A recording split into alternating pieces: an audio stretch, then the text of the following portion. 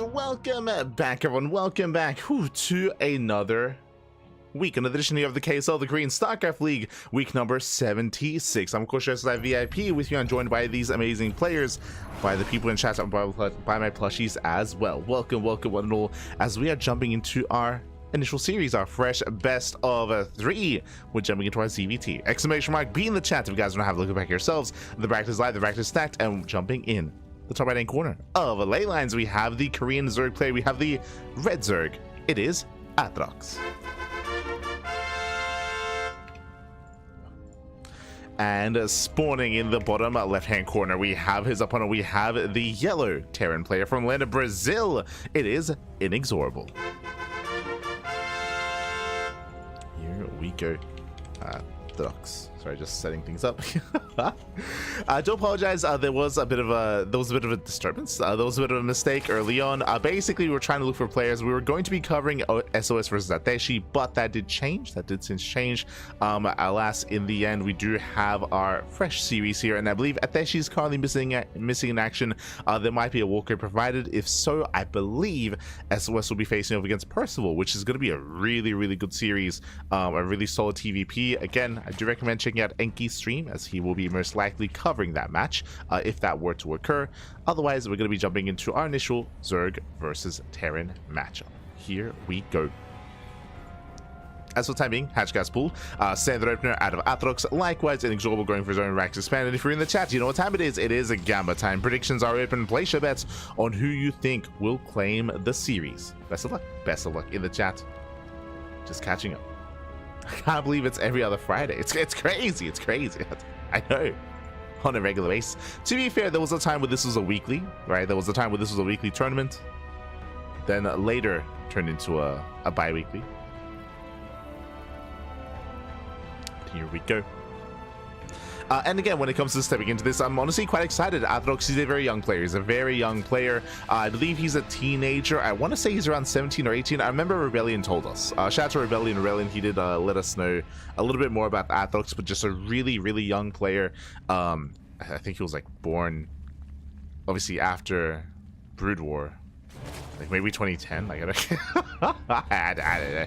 Something crazy like that. I don't know. But yeah, really young player here, and I think Rebellion said that. I think he said that he was born like after the release of Wings of Liberty or something like that.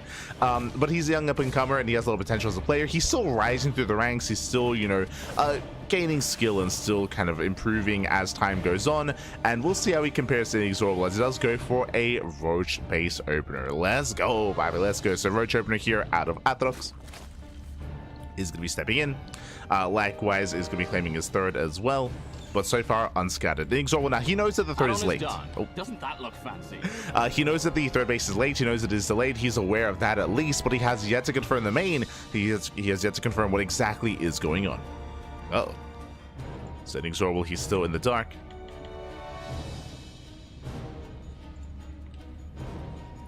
He's looking for a way in. Roach production has begun. Link speed is on the way behind this. This tells us that we can link flood behind this to commit to an all-in. And you can see the drone count cut here at 23. So it's going to be an all-in. herO is going to commit to a Roach link flood. And Inexorable, he is in the dark behind this, going for a third TC before Starport. Going for a 3CC 2-on-1. This means no Banshee support. We'll have extra Marines. There we go. Dustbolt the army. Yeah, Dustbolt the move out. He is aware. Behind this, we need bunkers. There we go. 1, 2 bunkers going to be thrown down. A third bunker going to be on the way.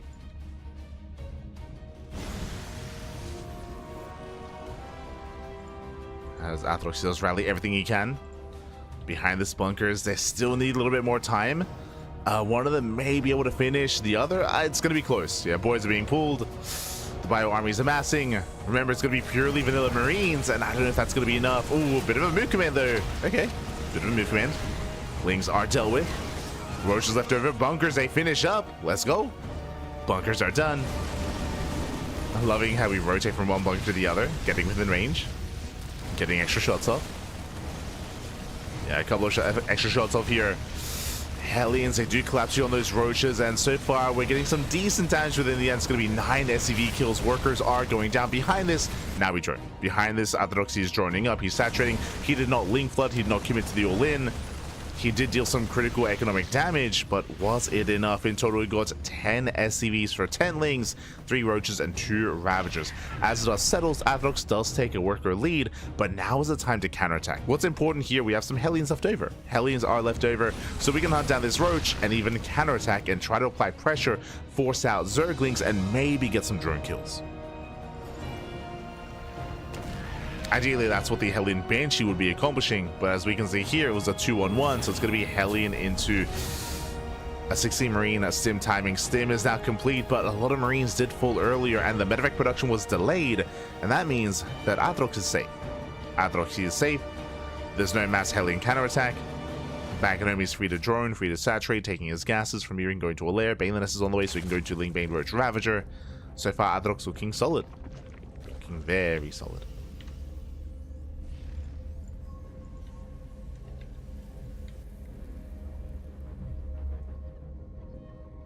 And right now the pressure's on Inexorable. Now, thankfully, because Inexorable does have a 3rd CC, he can recover, right? He can make 3 SCVs at a time, so he can recover, he can claw his way back into this.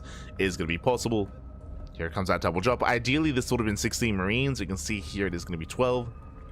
So it's going to be a little bit weaker and later than usual. But he can catch the Queens. Yeah, not bad. No transfuse. First Queen is barely going to escape. Nice kiting so far. And Lings, they're going to be cleaned up just barely. They do get a Queen as well, not bad, just barely breaking through. Yeah, 1, 2 Queens going to be falling. Marines are shut down. Sorry, Lings are shut down. Drones are pulled away. And that was 1 drone kill, so no major economic damage. But damage nonetheless. As we're forcing out Zerglings, that heavily oversaturated here at the natural. So a nice counterattack here from Inexorable, dropping into the main.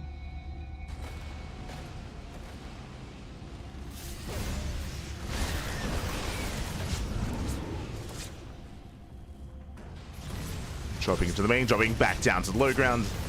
Oh. Roasting up some drones. At least trying to. It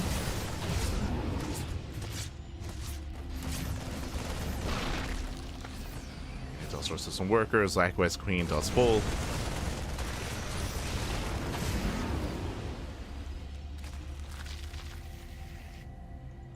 Zorble does pull away.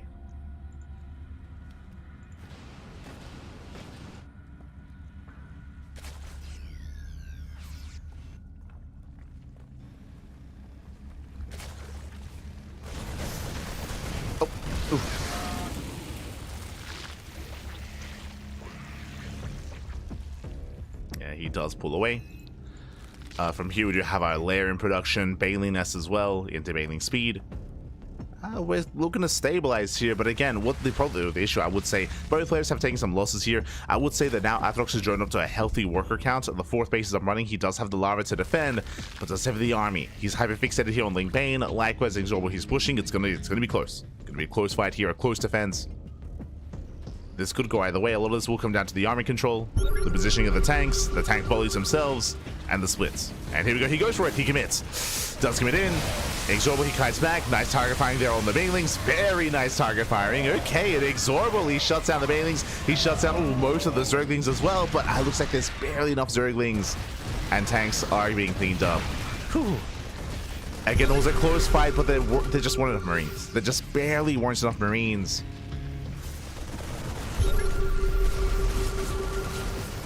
From here, stepping on forward.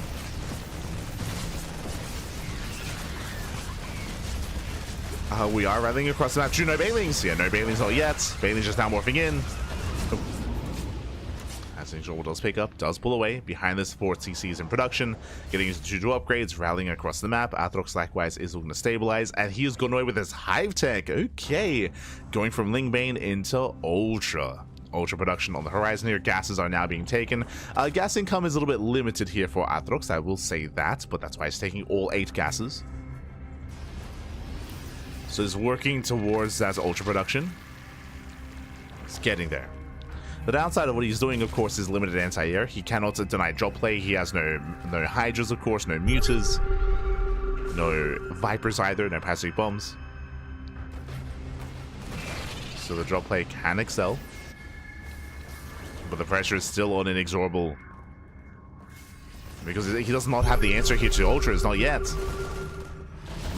They collapsing in. Oh! Does force to pick up.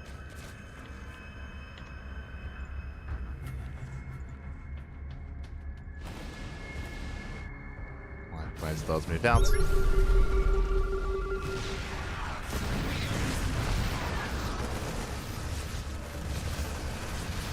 Likewise jumping into the main at the same time. Atrox is keeping up. Does defend the main. Army stimming on forward in towards that mineral line. Getting drones. Not bad.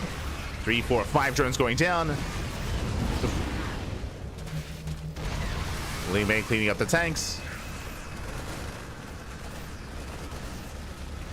And looks like the base is barely going down. I mean, again, Atrox, he has enough to defend, but he cannot keep up with the drops. We spoke about it. The Viper is sniped. But the anti-air is limited. The drops are not being stopped. Another Viper almost goes down. Snipes the Queen. Ooh, we have to pick up. Make sure we have to pick up. Has to pull away. And so far, this is solid damage. But here come the Ultras. The Ultras are on the horizon.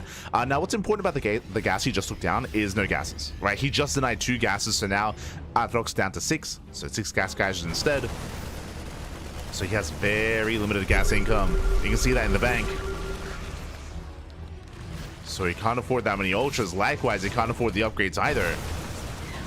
Oh, there's the first power bomb. Again, this is the anti-air. Like, this is the only way to stop these drops is with parasitic bomb. And he does take down 1 empty medevac. Takes down 1. Again, we need those Vipers. We need those power bombs.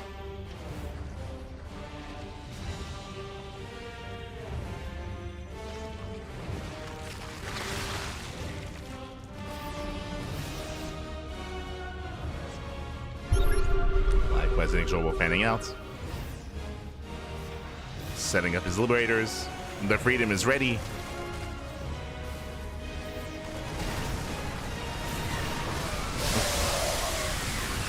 So we do try to rush in. Nice spread. Yeah, nice spread here from Inexorable. He overwhelms. GG gets called as he overwhelms the main army. Shuts down the Ultras. And Inexorable, he will take game number 1. Whew. GG. A very tense game here again. It all did begin with Atrox popping off. Atrox, of course, able to pop off, able to get across the map, able to wreak havoc and get some economic damage. But the counterattack, the drop play, was able to trade well. Wasn't able to kill many workers, if you recall, but did trade well against Zerglings, did deny mining. Oh, here we go.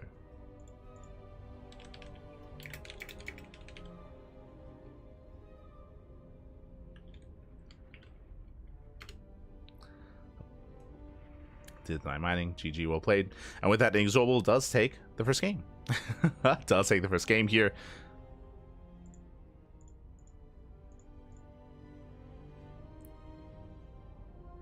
And we'll see. We'll see how we get into game number 2. Oh, let's go.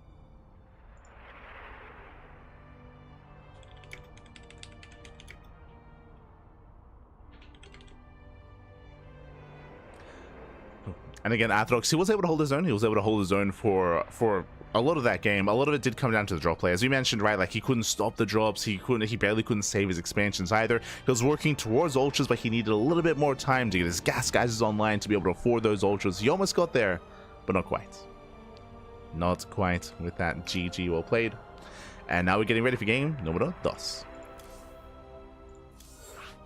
Getting ready for game 2. Meanwhile, it looks like we're getting some other updates on the brackets. We'll catch up on that. We will catch up. So we're getting into our next game.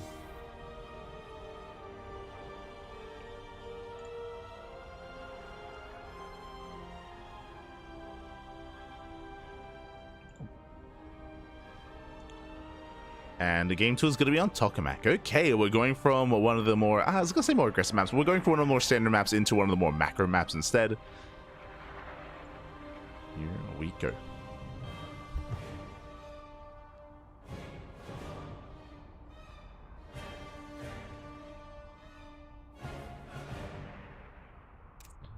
So you're loading into Tokamak. That is catching up. See Setsuna in the chat. I see Sinarthon. MW, Ragnar, Babylings as well. Good to see you all. Good to see you all. As always, as always.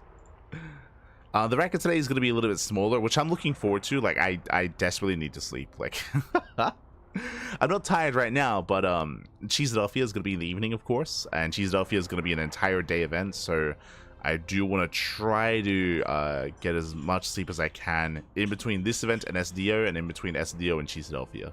It's going to be a little bit chaotic, and it's going to be a lot of intermittent sleeping. Like, I think I might have like 2 hours in between this cast and Sea Duckling Open, and then I'm probably going to have around maybe 2 hours in between Sea Duckling Open and Cheeseadelphia. So ideally I can get 4 hours sleep. Ideally, but we'll see. So it's going to be a very tight schedule. I'll be honest, I was contemplating maybe skipping KSL and just sleeping instead. But now we got to commit, Pat. We got to commit to the cast. We can make it. We can make it. We'll be fine.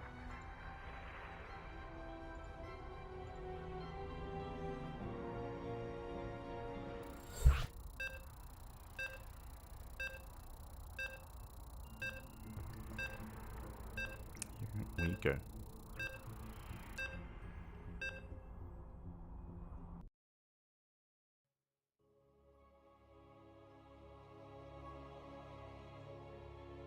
So we are going to be loading into our next game. Let's jump on in. Spawning. We switch places. Spawning in the top right hand corner here of Tokamak. We have the Brazilian Terran player. We have the yellow Terran. It is Inexorable, leading the series 1-0, and spawning in the bottom right hand corner. Sorry, bottom left hand corner. We have the South Korean Zerg player, the young up and comer himself. Down in the series, we'll see if he can bounce back. We'll see if he can make a series out of this. It is Ducklings on Team New Games. Let's go. Let us go. Whew. As again, Inexorable last game, as a reminder, he did go for a 3cc 2-1-1 build, so went for something very bio-heavy, biocentric. Meanwhile, it was Atrox that went into an earlier, or I say earlier, he went for a standard opener initially into a fast roach horn. Here, pull first. You have my attention. Pull first opener out of Atrox, going pull first, pull gas opener into a delayed hatchery. Much more aggressive here from our red Zerg, which means we can go for earlier aggression, we can go for early link speed, or we can go for an earlier roach push. Tech is available here for the Zerg player. Tech is available.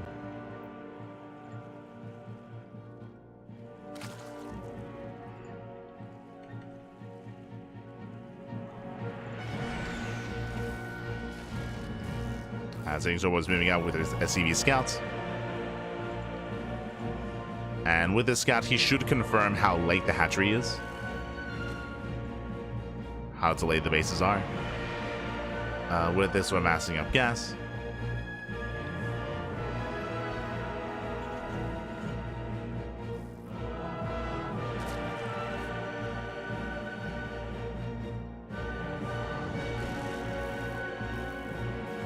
So he does step in.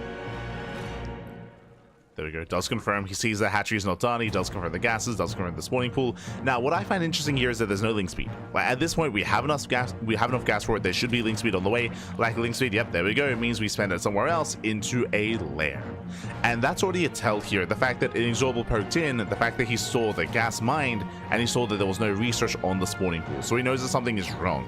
In the fact that there could be like a roach one on the way or a lair. Now, from here, this could be a Link Queen Nidus all in. I'm leaning towards Link Queen Nidus. Technically, this could be Drop a Lord, but if we see... Oh, okay. Second gas geyser into a Roach one. We are rushing into Roach speed. Okay. Here we go. It's going to be getting into a very Roach-heavy start. I'm assuming Roach speed, I mean, I guess technically this could still be a Link Roach Nidus, I suppose. We'll see if the layer is for the Nidus or for Roach speed. It's going to be one or the other. Meanwhile, third TC out of Inexorable.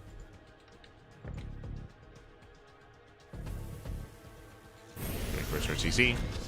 Once again, we do see a... Oh, actually, no, sorry. 3 ECC into a Starport, not a second Rax. So, standard opener. Yep, and there it is, Nidus. Okay, so it's going to be not Roach speed, but Nidus. So, Ling, Roach, Nidus all in out of Atherox. He does have the Overlord poised here outside of the main, and there is a little area that it has no vision. There's an area right, or just ideal for a Nidus. Oh, boy. Reaper Scout. Oh no! The Reaper Scout is not denied. Ling's out of position. He does confirm everything. He sees the Larry, sees the Nidus, he sees all that he needs to. And Inexorable, he's aware. He's aware of what's going on. Back at home, we should be, there we go, moving up the Hellions, getting in position to scout. And there's a Nidus, and Inexorable, he sees, he confirms. Boys are being pulled. We have Marines here in the bunker. There we go, they do unload. The Nidus, it's going to finish. Uh-oh. Yeah, the Nidus will complete. Add-ons are still on the way. Does focus on the Nidus just in time, but alas, is backup Nidus on the way. And we're still rallying in. More boys are being pulled. It's going to be a tough hold here. A lot of SVs are going to be going down. But he does get this around. He will clean this up initially. He shuts down the first wave, but here comes the second. Yeah, the second wave has arrived. Do the Cyclone. Going for the Nidus itself. Ooh, but yeah, GG gets called. GG gets called. The Nidus does complete, and with that Inexorable, he will fall here, and we are going to the ace match. GG. Whew. Atherox, he pops off. Again, unfortunately, Inexorable, he was going for a bunch of add-ons at the time, so even though he saw the Nidus, even though he was trying to get ready for it, it was a late reaction to the Nidus. Likewise, his Marines were a little bit later to respond. Likewise, he was just going for nothing but add-ons, so he had no production ready. He had nothing to defend outside of 2 Hellions and 2 Marines, and they just tickle Nidus worms. GG. GG well played. With that, we're going into the ace match, and this can still go either way. This could go either way. Now, based on what we've seen so far in Game 1 and Game 2, we're expecting an all-in, right? We're expecting an all-in from Atherox. We're expecting him to commit and to double down. As we've seen different all-ins, both in Game 1 and Game 2. Now, I don't expect to see the same builds in Game 3. Like, I don't expect to see another Ling Roach Nidus all-in. I don't expect to see another 2-base Roach Ling Flood. But we could go into 2-base Muta. We could go into Ling Queen Drop Lord all-in. There are other ways to be aggressive. There could be a Bane Bust. We'll see.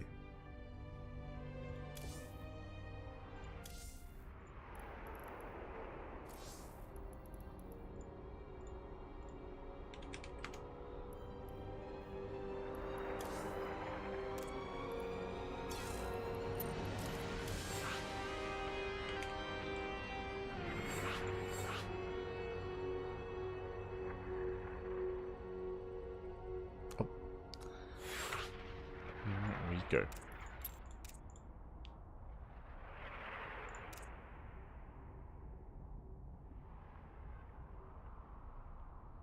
As we are getting into our next game,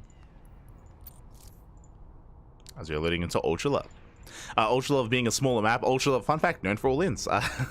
Like all-ins are more favored here on this map. All-ins that rush across the map instead of relying on Nidus ones, I should emphasize.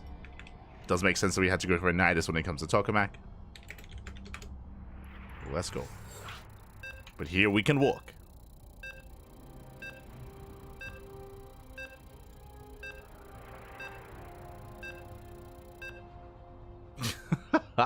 Este pecoeta. Calm down, papi. Calm down.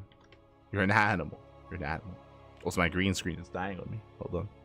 I have to set it up.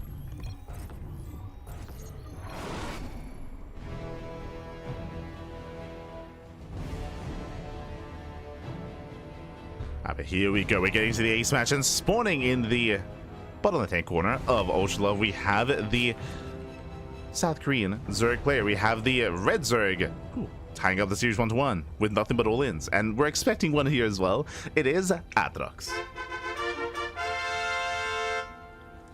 And spawning in the top right-hand corner, we have the Brazilian Terran player, the Yellow Terran, being forced into the ace match. Can he bring it back? It is Inexorable. You're the hardest working streamer, papi. Just have Beastie Boys No Sleep Till Brooklyn playing on repeat in the background. True. Yeah. I mean, I would like some sleep. So that's gonna be my goal. I'll do my best. As I mentioned, my goal is to try to nap in between this cast and SDO, and then try to nap in between SDO and Cheeseadelphia. I'll do my best. Oh, God.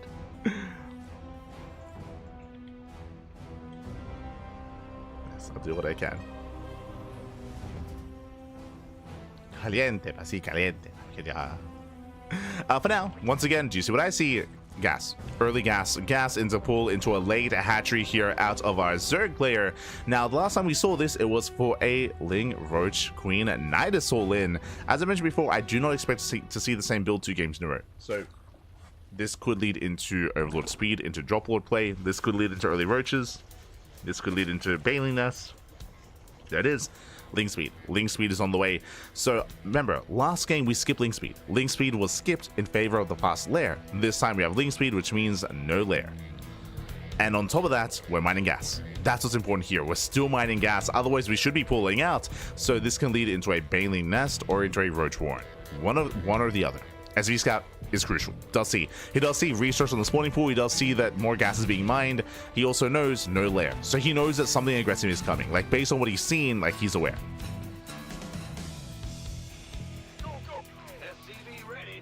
This is nothing to tell. There it is. We were curious, what's the gas going to be on Roach Warren or Baneling Nest? We have the answer. Baneling Nest is on the way. We're going for the Bane Bust. Bane Bust is coming. From the side of Inexorable, as we mentioned, like, there are 2 possibilities as to what it could be. Inexorable's in the dark. Behind this safety bunker, he doesn't know what's coming, but again, he knows it's some kind of aggression. So he's going for the safety bunker. Reaper now moving out for the scout. Lings are amassing. The bunker will help, that's true, but ideally we want a second bunker on the high ground. We need that second bunker. Likewise, Hellions going to be crucial to defense as well. Reaper goes in. Reaper goes in. Get in there, Pappy. Get in there. Does scout, no second gas. And does confirm, yeah, he knows. Now he knows, but he has seconds to respond. The Banelings are morphing in. There we go. Second bunker's on the way on the low ground still. Now the one on the high ground. So 2 more bunkers. He doesn't go for the add-on swap. He's got the 1 Hellion. And again, remember, he can just evacuate the natural. He does not have to defend the natural. He can just he does pull the boys down to help defend. I was going to say that he can just evacuate the natural. But here we go. Here comes a bust. And bunkers, they should just crumble. Going for the kill. Going for the main. Does break down that front door. Second bunker's not ready, and the Hellions are exposed. Oof. Yeah, the first Hellion is surrounded. The second one is pinned against the wall. The bunkers are empty. And Lings, they didn't damage that. They walled in. Ah, never mind. They knocked down that depot. They knock it down. Banelings are now morphing in as well. Marines, they're still on the low ground. I think he's supply blocked. He's supply blocked. He can't make anything. Ay. But he does evacuate the main. Okay. Oh, does evacuate, does get into the bunker, just barely. Okay, he's got his bunker. He is no longer supply blocked. More Banelings, but they're trapped. Like, they can't do anything. He can move down to the low ground, but again, that's where the Marines are. That's where the bunker is. So Ling Bane is trapped, and they would ideally want to hit that mineral line, but again, Inexorable, he already evacuated. Already pulled away. Tries to move down. Hellion will roast up the Banelings. And so far, nice positioning here. Whole position micro, all the SCVs. Likewise, pulls away, saves the workers. That's still a lot of Zerglings, though. We have a Viking help defend. Boys are being pulled. Banelings are almost done. The Banelings! Oh, they're going to finish. The Banelings, they will complete. We do evacuate. We do pull away. He tries to. It's going to be chaotic, though. It's going to be chaotic defense. Banelings, they do finish. So far, surrounds the bunkers. There's 3 Banelings. There's 3. Get out of here. Does pull away. Oh, Viking gets surrounded. Viking is surrounded. Getting a couple of SCs here at the natural. More Banelings on the way. But he holds. Yeah, he holds. Inexorable, he's fine. He's got a full wall finally. He's got his 3 bunkers. He has Marines. He has mining in the main. The main all-in continues.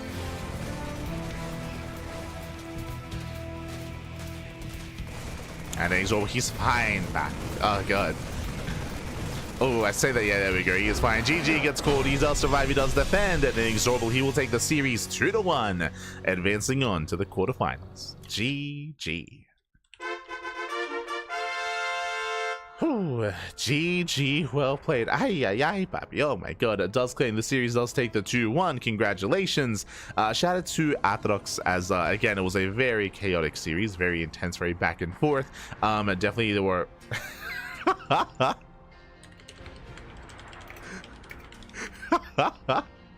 And he just messaged me. He's like, this guy's totally insane. I'm like, está loco, papi. Está loco. Oh god, he is crazy. He's crazy. GG, well played. Made for some very intense and very crazy, very chaotic games, of course. And he's a little bit terrified, a little bit scarred. But he made it though. He made it.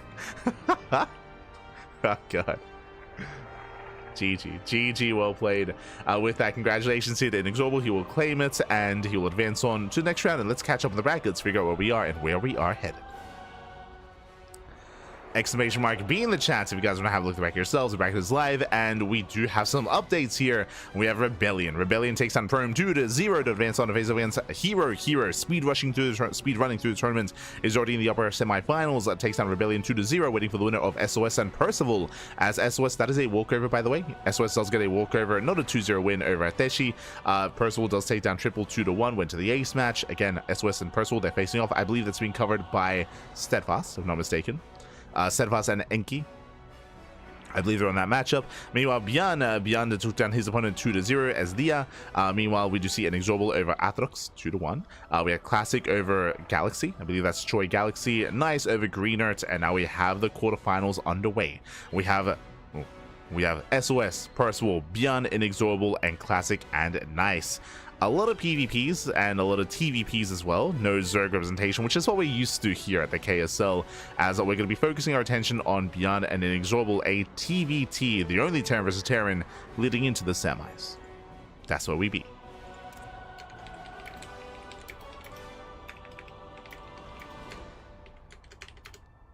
Just messaging some players.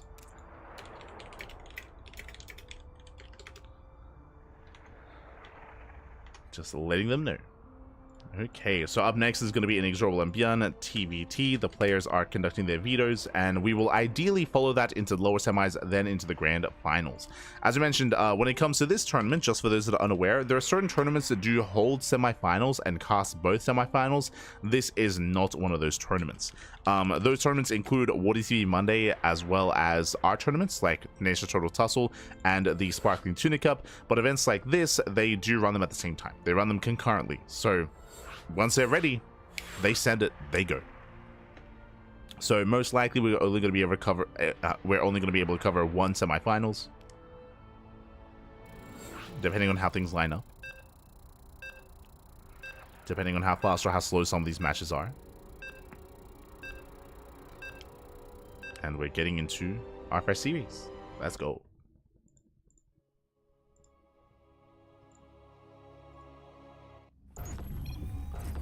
Creations. Bienvenidos. Buenos dias. As we're getting into our fresh series and spawning in the bottom left-hand corner of Ley Lines, we have the South Korean Terran player. We have the Red Terran representing Shop of Rebellion. It is ByuN. And spawning in the top right-hand corner, we have his opponent. We have the Brazilian Terran player going for the proxy across the map. Let's go with the two SEVs. We have the player from Brazil. It is Inexorable, as he moves out with the proxy 2 racks. We have our first, we have our second SEV as well, committing across the map. The racks are being thrown down, and we'll see if ByuN does go for a safe or economic build.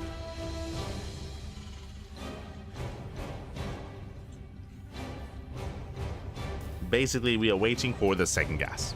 If he goes into a double gas opener, then he will have a faster factory and he will have the tools to defend, or I should say it's going to be easier to defend. If he does go for a single gas geyser into a faster CC, then he's going to be exposed and he's going to be vulnerable, and we could see Inexorable cause an upset. Not saying it's a build or win, not by any means, but there's a higher chance of this working. As the racks are on the way, gas is of course being taken. ByuN does go for a single gas opener, but he does SCV scouts, so this will give him a bit of a heads up. Also, my apologies, I assumed it was going to be Reaper, but we have Tech Labs on the way. Going into Marauder. Interesting. Now, because of this hits later. This is going to hit a little bit later here. The Marauders are going to be built to shut down Hellions that do not exist, not yet. There's the SCV Scout. It does confirm there is no Rax, and with that, ByuN, he will choose to go for the CC on the high ground. So bunker here at the ramp. CC on the high ground. Oh, factory first, of course, just to be safe. But this is a delayed factory. Like, everything here is delayed here for ByuN. But he's just playing, he's going for that safe response. Does confirm. Yep, does get eyes on the Marauder. ByuN is aware. Pulls away, sees on the high ground. Bunker is now done. Ideally, you want to pre-pull some boys to repair. Ideally. I'm sure ByuN has them ready.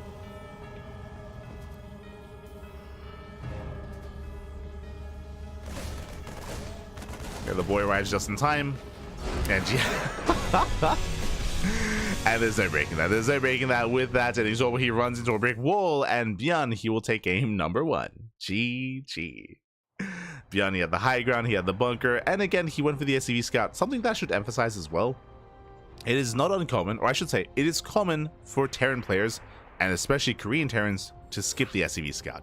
SCV Scouts in TVT are very rare. They're a very rare thing, and very often players do just avoid it. They skip it, and they get away with it as well. So for ByuN to have gone for the SCV Scout here was unorthodox, and inexorable, he was hoping that that wouldn't happen. Unfortunately, it did. Unfortunately, ByuN, he was being careful against inexorable with that. He scouted. He did go for a very safe response with the bunker, with the factory, with everything on the high ground. And with that, no damage. No damage was done. GG, well played. Whew. Let's go. We're now getting into game number 2. Getting into that second game.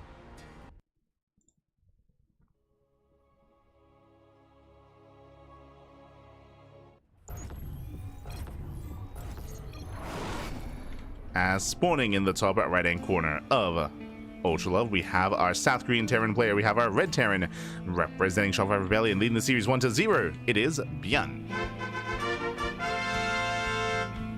And spawning in the bottom left-hand corner, we have the Brazilian Terran player. Hello.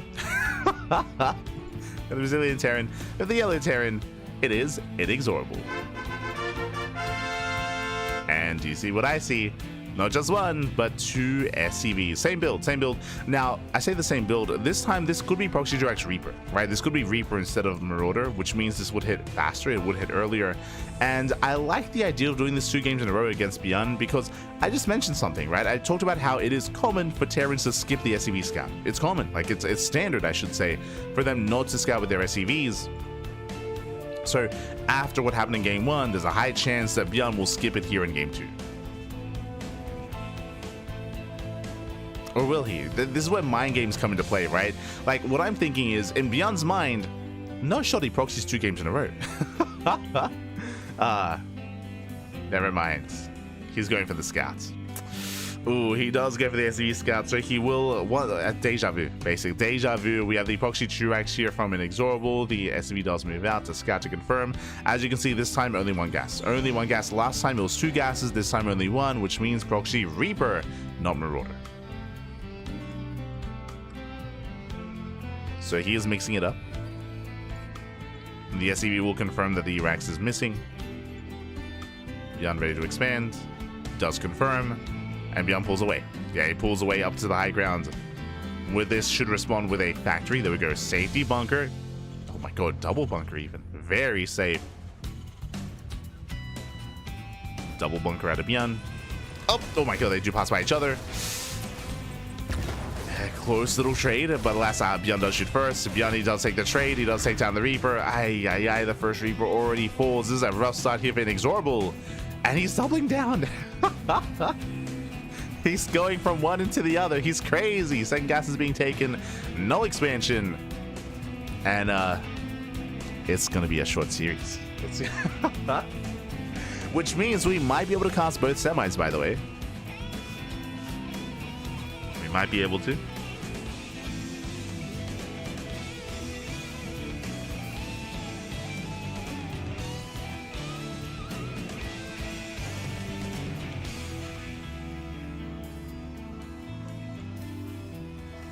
as we are just setting up back at home. Marauders are amassing.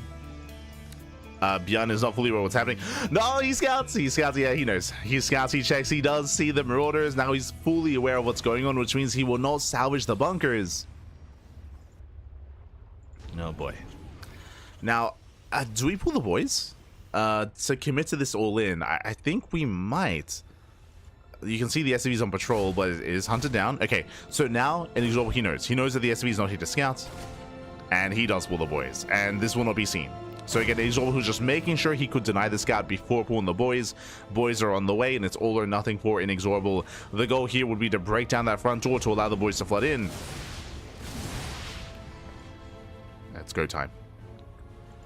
It is go time. Tank is almost complete. There's 2 bunkers. The boys are here. Reaper goes for the dive. The tank is arrived, or has arrived. There we go, the boys are being pulled. We have to focus down that depot. The depot is going to go down, but the tank does siege. Yeah, the tank does siege up. Massive tank shots going up. GG gets called as the wall is not going to be broken. And ByuN, he will defend, he will survive. He will take the series 2-0. GG. GG, well played. Congratulations here, ByuN. He will claim the series, he will advance on, and my condolences to Inexorable as he will bow out in the tournament. But again, like, ByuN is a heavy hitter, of course. There's no shame in going down to him. Inexorable, who's trying to be cheeky, trying to cheese him out, but ByuN was playing so safe, both in game 1 and in game 2, just SCV scouting, being sure of himself, being sure of his opponents, and responding beautifully. GG. It's really nice, safe plays there, safe play out of ByuN. GG. GG. Did I not have the predictions open? Oh. My apologies. It was just such a fast series. I didn't quite open up the predictions in time, so my apologies. But I should have predictions open for the semis. Should have them open. We will make sure of that. Otherwise, we have our lower semis. Okay, here we go. Exclamation mark B in the chat. The bracket has been updated.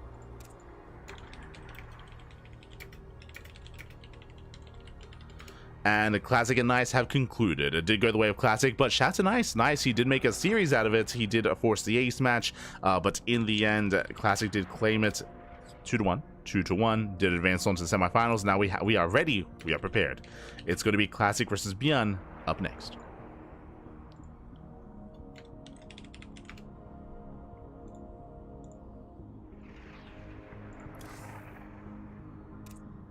And we do have a banger of a match.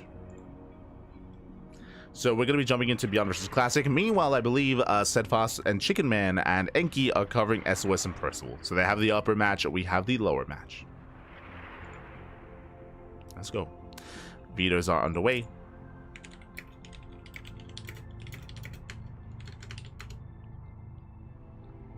And when we come back, we'll have that Terran versus Protoss. I'm sure the first of many. Oh boy. But for now, we're going to be going on a short break. When we come back, the vetoes are going to be done. We'll have our map, and we'll be jumping into game 1. So we'll see you soon. See you soon. Take this moment to get some snacks, get some food, get some water, drain your disruptors. We're nearing the end of the broadcast here. We're going to be covering the lower semis and most likely the grand finals thereafter. I would love to cast the upper semis as well, but it depends on how things line up. We'll see. We'll see. For now, we'll see you guys after this very short break.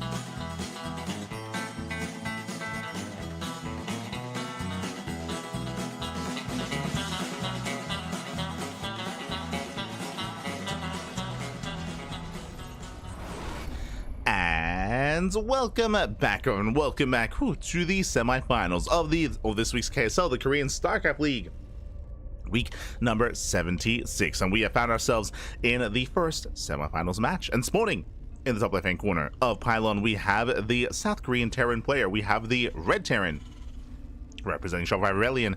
It is ByuN. And spawning in the bottom right-hand corner, we have the South Korean Protoss player, the Orange Protoss, representing Virtus Pro. It is Classic. And if you're in the chat, you know what time it is. It is a Gamba time. Predictions are open. Place your bets on who you think will claim the series. Best of luck in the chat as we jump into our best of three. And this could go either way. Here. Again, both ByuN and Classic, they are powerful players in their own right. I expect this to go the ace match. I expect this to go back and forth into game 3. But ByuN opens up with a cheeky SCV. Let's go. Now, if you look at the attack path, the scouting path, he does avoid the probe. So he does intentionally avoid the probe. He does skirt around the edge, and he is here to eBay block. Ooh, but nice scout here by Classic. He does see this well ahead of time. Does spot the eBay, does pull the boys, and with this he will focus down that SCV. He will disrupt the eBay and cancel. Nicely done. For those that are curious, the purpose of this opener from the side of ByuN is to delay the expansion to the point where you're forced to expand elsewhere, at the third location, at the linear third or the triangular third, the unnatural natural, if you will. That's typically the goal. But if you scout this ahead of time, you can pull the boys, you can focus on the eBay, and then you can expand freely at your natural base. This would have been disastrous if Classic didn't see this in time, and if the eBay had gotten too much HP, too much health, too much regression on the construction of the building. So Classic, he does defend in time. With that, does expand. Behind this, because he had to invest into the eBay, he could not afford, ByuN could not afford a CC. ByuN could not afford a command center, so he had to go for the factory instead, into a delayed CC.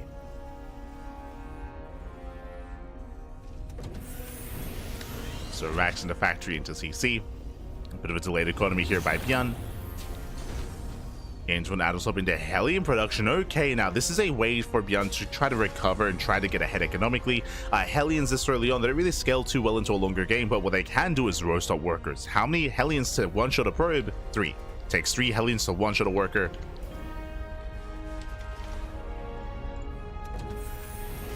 Here we go. Oh. As Marine does go down. Delays the CC as well, scouts the Hellions, and what's important now that Classic is aware the Hellions, SimCity. We should be getting ready to wall up and wall off. Stalker's moving in.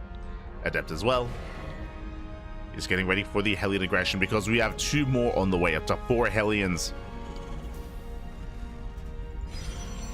And here comes the beginning of the wall. Gateway's thrown down.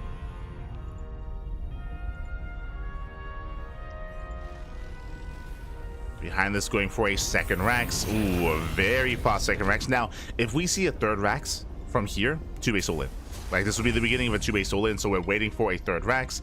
Really fast eBay, really fast +1. So very aggressive build here. You can see we're fully walled up. And the army's walled off. The Adept gets focused out. Nice repositioning at a Classic. As the Adept falls, the Stalker does replace it immediately. Again, just ensuring this is airtight. Hellions are denied. And behind this, we're still waiting for that second Rax or for the starport. Like, this could just be a 2-1-1. It's kind of a weird way to get there. Classic going for a bit of a greedy build, actually. Classic going 2 gates into a third. Very greedy. Staying on a low gateway count. So basically, Classic is defending with the bare minimum. With the bare minimum amount of units. ByuN, he does scout the third. He's aware of how greedy Classic is being. Tank production is underway. Hallucination does get eyes on the eBay. Classic, he has seen enough. Again, he sees 2 Raxes. He sees the eBay. He did not see the third Rax. As we mentioned, like, we were looking for the third Rax ourselves. But based on everything that he saw, he knows that there should be one on the way. And we can see, we confirm at least. So third Rax. This does scream 2-base all in. ByuN, he will have the option to pull the boys to hit with +1 and with stim. And the Hallucination confirms for Classic. He does get eyes on the third Rax. Basically, ByuN, he's going to be building up a terrifying marine army and working towards that timing with +1, stim, and as we mentioned, he can pull the boys with this, and he can just send it. Oh boy. And it's going to be on Classic to slow this down. Classic, he's already being active. Remember, he has Blink. Blink is done. And it's so important that he gets eyes on the push and he slows it down as much as he can. Speaking of, here it comes. here it comes. Classic, he pokes in. Oh, gets a Marine. Gets a Marine. He has to respect the tanks. Classic, he has high ground vision going for the backs. Can he deny stim? No shot. Stim is going to be huge. He has stim missiles. Oh no, he goes to the SCVs. He could have gone for it. He went for the SCVs instead.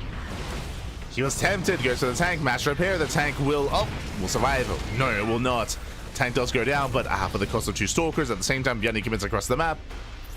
Bit of miscontrol here for a bit of his pathing, I should say. Misrally from Classic. The local is brutal. The Immortal is started down. Massive pickup. Tank boys as well, but ByuN's pulling this off. Yeah, still pulling this off. Stim is done. And now he can stim in. Catch out some of the stalkers. Tanks are a little bit far back. There's only 1 tank left. Only 1 tank remaining. And Classic holds. Ooh. Classic, he does hold on. Ooh, +1 is going to be denied though. It's going to be delayed. It's going to be depowered. Charge almost complete.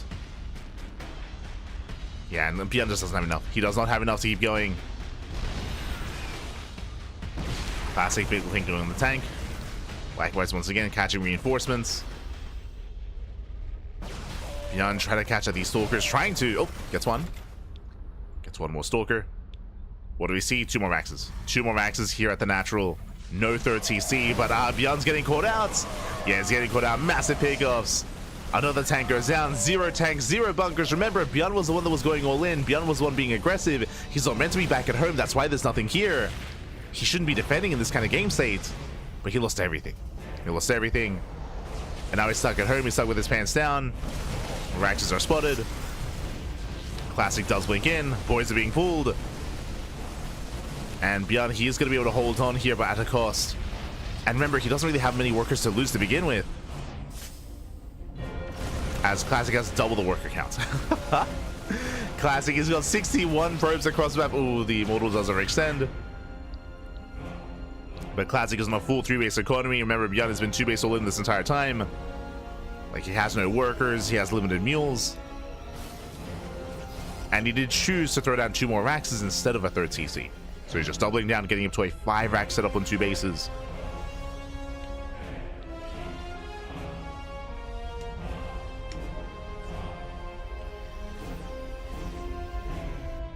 Classic jumping into the main.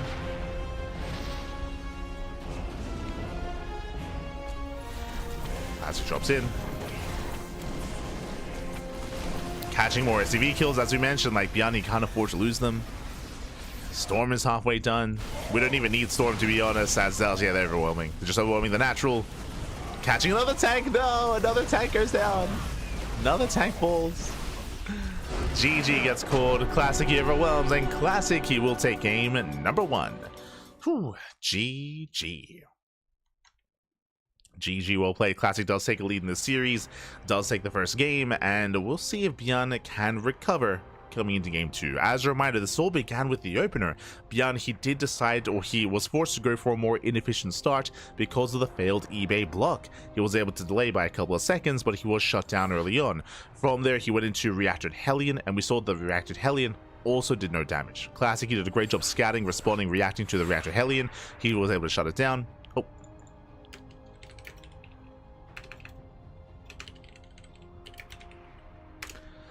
He was able to shut it down ahead of time, and more importantly, he was able to scout the follow-up. He was able to scout the 2-base all-in, and did a great job at slowing it down. In the end, if you remember, he did not deny stim, but he did snipe tanks. He was sniping tanks, he was sniping marines, he was slowing down the push as well, buying time for his own defenses, and with that, Classic was able to shut down the all-in completely. GG. GG will play. Now we're getting into game 2, and we'll see how our players do adjust. We'll see how we adjust, how we adapt. Again, personally, I'm expecting an ace match, but the pressure is now on ByuN.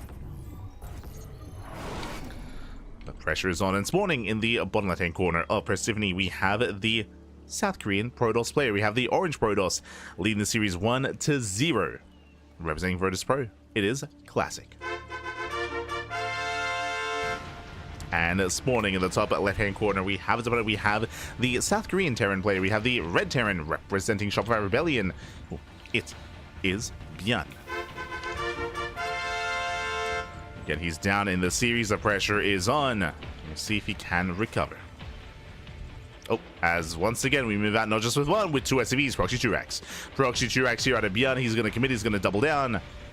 His two SCVs are moving out, but what's important here is that here comes the Probe Scout. Classic, he will spot this immediately. I say he spots this, he will spot the fact that there are no Raxes. So he's now aware. Now, we spoke about this before, but when it comes to TVP, it is not uncommon to hide the Rax in the main, at the natural, or at the third. So it's going to be on this probe to determine what exactly is going on. He's shaking. Yeah, he's checking the standard proxy location, and Classic, he will find it. Wow, he finds this immediately. Ay, ay, ay. That second Rax is going to be delayed. The first one, oh, even the first one delayed as well. Yeah, big delay here. Every second counts. Probe force back. Another probe has arrived. Does force a cancel. And with that, ByuN is going to try to deviate, going to try to transition out of this. Classic, of course, confirms. And he's going to be feeling pretty good about this. He's in a very good position here. He does expand, going for his own Cyber Core as well. There's going to be one Reaper to be concerned about. With good enough worker control, Classic shouldn't lose much of this first Reaper. But this is a stronger start for Classic. Much stronger start.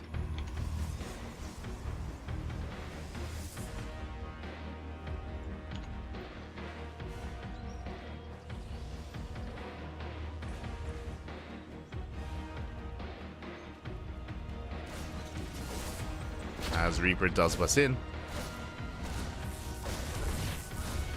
So far gets a probe kill, gets one. Dances with the army, gets another. Ooh, two probe kills, not bad. Not a bad start out of ByuN. Again, workers should not have gone down. So ByuN getting the most out of what he can, out of what he has. Doing what he can, but doing what he can.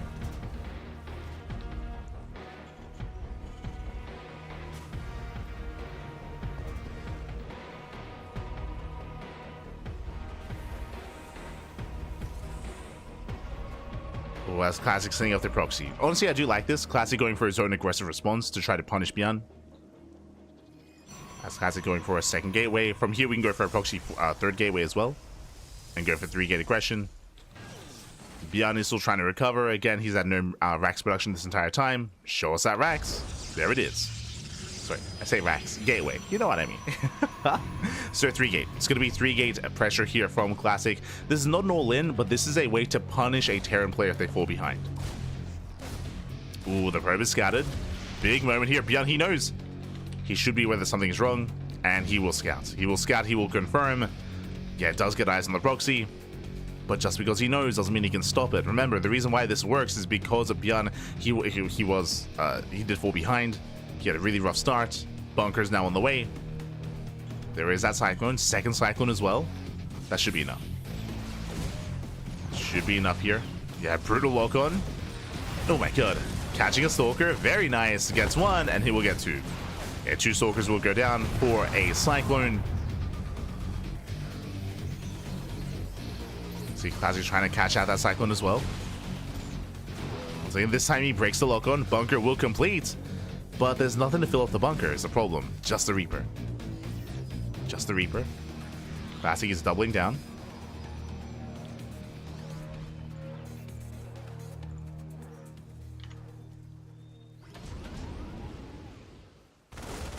Does double down. Rushing past, he wants a Cyclone, but the medevac is here to juggle. Ooh, and Classic is overextending. He's overextending here. This is not worth it. It's losing another two Stalkers. This is being shut down completely. ByuN with a beautiful response. Getting a lock-on, catching another Stalker, almost catching another Stalker. And Classic is pinned. He's pinned back. But the lock-ons are insane. Losing so many Stalkers, losing far too many, and with that, ByuN takes a massive lead. As how many? Nine Stalkers have gone down for only two Cyclones. The power of the Cyclone. Like, the Cyclones were the MVPs. They were the MVPs here for ByuN. The lock-ons were so brutal. And the Cyclones, they completely shut Classic down. The Cyclowns back. Yeah, the Cyclowns. Aye, aye, aye. And with that, ByuN is back in this. He's back in this game. He's going to be able to saturate on 2 bases, building up his Raxes. Classic behind this is going to get his 3rd.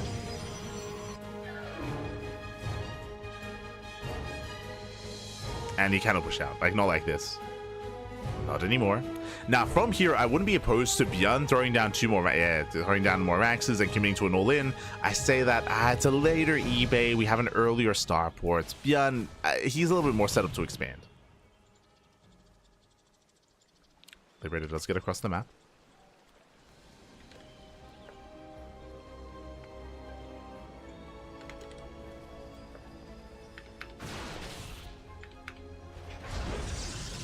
Does get across.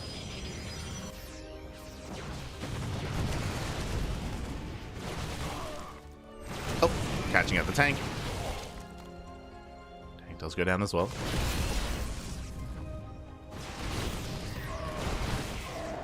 Likewise, nice focus firing here out of Classic, getting the tank and the Marines. Again, lack of control here from ByuN to save the units with that medevac.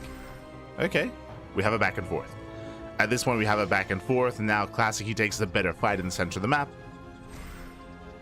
We're getting messy, Pat. We're not getting Ronaldinho. Oh, no.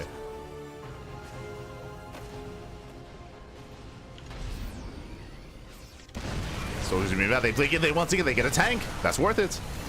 Oh my, that's a kill. Oh my god, he gets a kill in the CC. Aye, aye, aye. Speaking of being worth it, Pappy, that was also very worth it. Oh no. 400 minerals down the drain. CC has to be rebuilt, but again, that was a kill. Oh no. And with a Classic is all over ByuN. All over him. Liberator doing what it can. Storm is on the way. Classic, he's free to just research Storm and just build up back at home, saturate his 3rd, get a 4th base as well. We speak about this all the time about when it comes to TVP and momentum, right? Like TVP is so momentum based, and right now Classic does have a lot of momentum, and this can very quickly snowball out of control. Like once a Protoss player gets map control, then they can mass expand and they can overwhelm, and they can make it so difficult for ByuN to ever take a 3rd. Now, this draw play can bring him back, for sure. There's a 4th for Classic. ByuN may be able to force a cancel. That's the least that he's hoping for, is to cancel the base.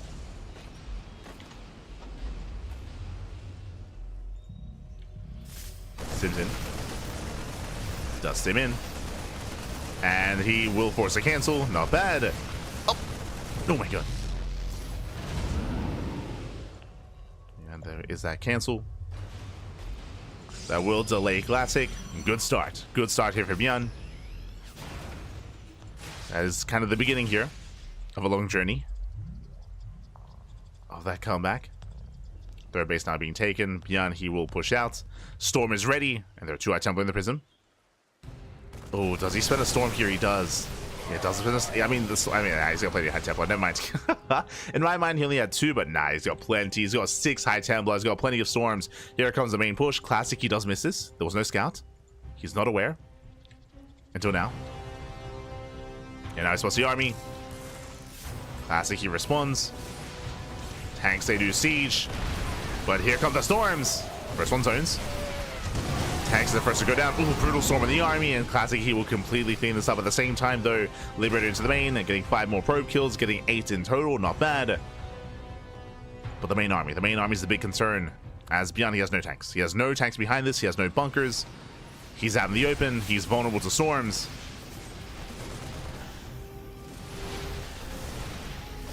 He is vulnerable. And the Storms are coming. And remember, this is too early for a Ghost. Or I say too early. ByuN opted not to go for a Ghost Academy.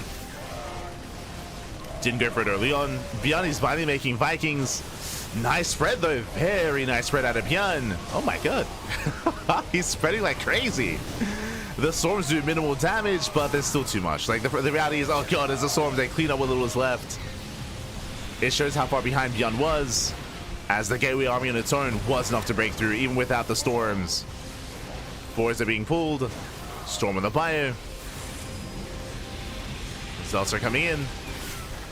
Now we have the Ghost Academy on the way, but GG gets called. It's too little too late, and Classic, he will take the series 2-0, advancing on to the grand finals. GG. Whew, GG, well played. Congratulations, Classic. He will claim the series, but a shout out to ByuN because he did, of course, pose a threat here. Game 1 was a little bit more one-sided. Game 1, like, Classic, he was all over ByuN. Game 2 was more back and forth. Game 2, like, ByuN, he had his own moments as well when it came to the early Cyclone defense, right? Like, the Cyclone defense against the 3-gate aggression was really well done for ByuN, and he was able to shut it down. If you remember, though, it was after that where ByuN, he was unable to preserve his army. He lost a tank, he lost a bunch of marines. His counterattack, his push did fall on its face, and that is where Classic was able to get back map control. From there, was able to shut down his opponent. If you remember, it was right after Classic shut down that first push. That's where he killed the tank, and he got a kill on the 3rd CC. And that was almost game then and there. Like, it's so difficult to recover from that kind of loss. And we saw that ByuN, he was able to go for some drops, that's true, but I mean, you saw just how little he had there to work with, and GG. GG, well played. With that, Classic, he will claim the series, and the question becomes, who's up next? Who is up next? The hell's going on? Here we go.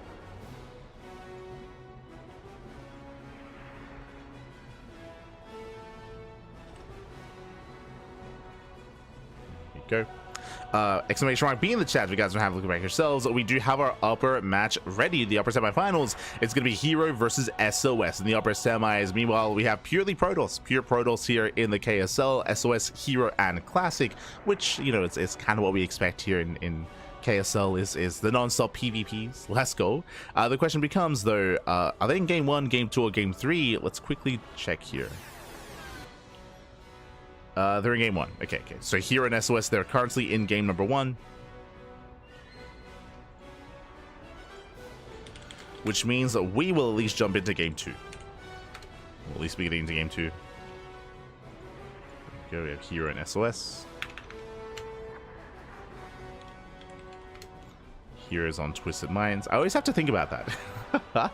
Like, it's one of those things where, you know, you're on a team for so long, and suddenly when you switch teams, it's like, it takes a while getting used to the magical chairs of the Korean teams right now. Referring to Classic switching to Virtus Pro, herO switching to Twisted Minds, and Shin switching to Weibo Gaming. Because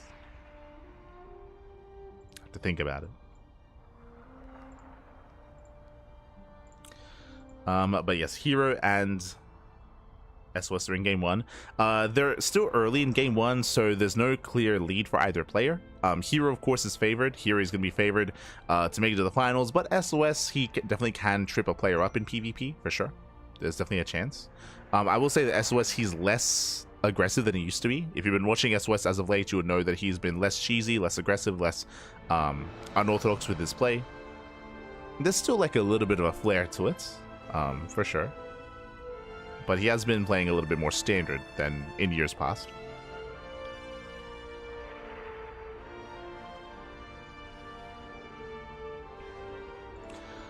Otherwise, we are going to be going on a short break. We're going to be going on a short break.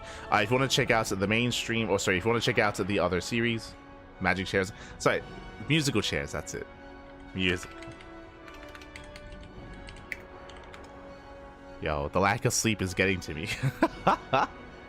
You know what I mean. I was like switching teams with little players. But if you want to check out the other stream or the other match, Enki's casting in Spanish. He's covering both herO and SOS, and I believe both Chicken Man and Steadfast are also casting in English as well. So they got you covered. Otherwise, we're going to be going on a short break, and when we come back, we'll have game 2. We'll have game 2 of SOS and herO, so we will be able to cover at least a little bit of the upper semis, and then bam, the grand finals thereafter. See you soon. See you soon for the rest of the broadcast.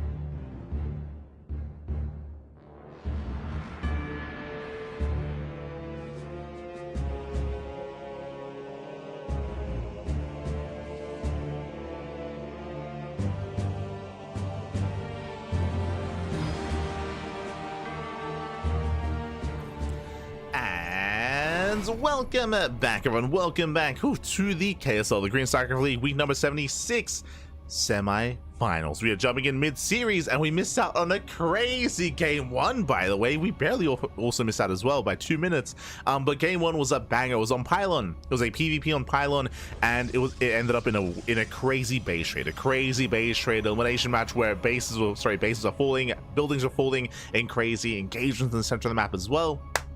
I do recommend the VODs. Check out Enki, check out Steadfast, check out Chicken Man as well. But now we are jumping into game number 2. We're here to conclude this series and find out who will face off against Classic in the grand finals. Will it be one Protoss or the other?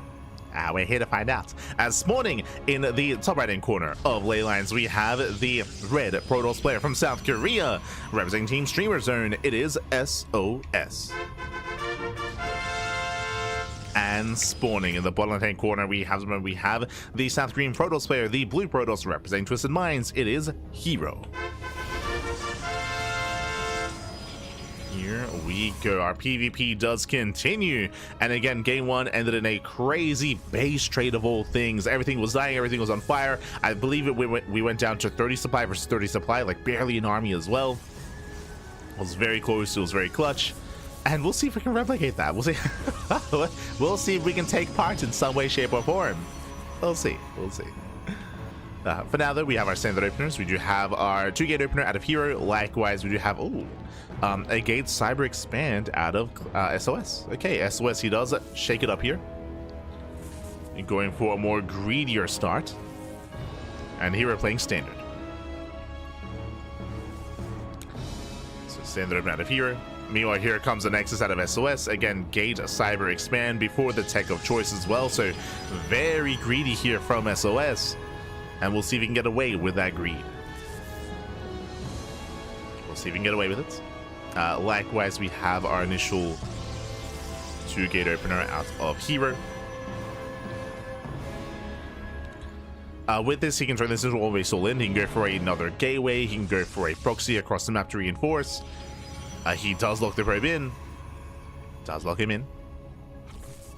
And yep, my eyes are on this probe. herO, he does deviate. So he has a 2-gate opener back at home. He saw how greedy SOS was being. And my eyes are on this probe. They're on this proxy. There we go. Third gateway. Third gateway as soon as the probe gets killed. So probe gets sniped. Third gateway gets thrown down. And we are setting up for a proxy 4th gate. Now, this is going to be a delayed 1-base all-in, but that is also why this can be successful, because your opponent believes that you're playing standard. Hallucination comes in. Hallucination does confirm the 3rd gateway. He knows.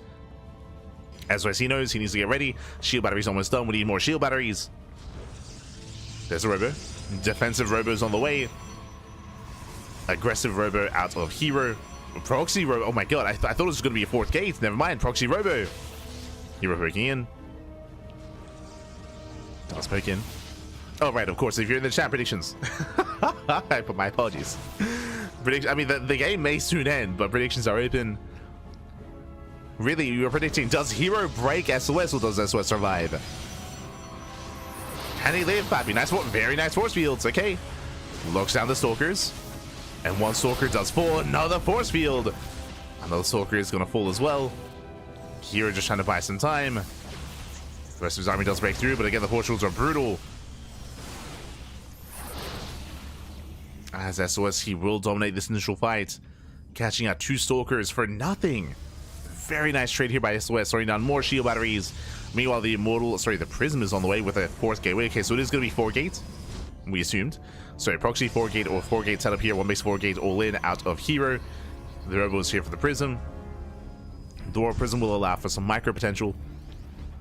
Will allow herO to juggle back. But I will say initially a rough start for herO. Was a rough start. At upstate. Ooh. Don't quite shade past. Likewise, he does bypass heading into the main. No shield batteries. Uh-oh. 0 shield batteries in position. The main base is exposed. Force fields are ready.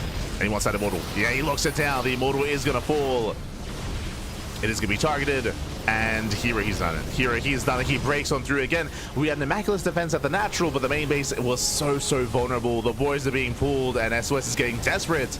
He's out to 3 Stalkers and 2 Sentries. We go for another Warping in the face of SOS. Every probe is going down, and herO, he breaks on through. He snowballs out of control. There's 1 Immortal remaining. but there's not enough. There's not enough from SOS. GG gets called, and herO, he will take the series 2-0. GG. Whew. GG, well played. I think the predictions may have not even concluded, but GG, well played. Congratulations, herO. He will claim the series. He will overwhelm. He will overpower. Again, SOS had a beautiful defense at the natural. Unfortunately, he had nothing in the main. There was nothing in the main base, and that is something that the Raw Prism does allow you to do. It allows you to actually jump in and to ferry your units into the main as well. So SOS, he was caught with his pants down. The pants were down, and herO took full advantage. And with that, herO was able to break the main and end the game. GG. GG, well played. With that, we have our grand finals. Those grand finales. Up next is going to be a best of 5. No longer best of 3s, but it's going to be a best of 5 grand finals. Another PvP between Classic and herO. Let's go. Let us go.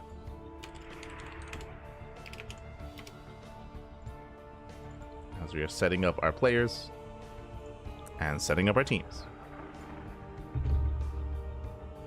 Stop taking advantage of my pants being down. Oh no. Ah no.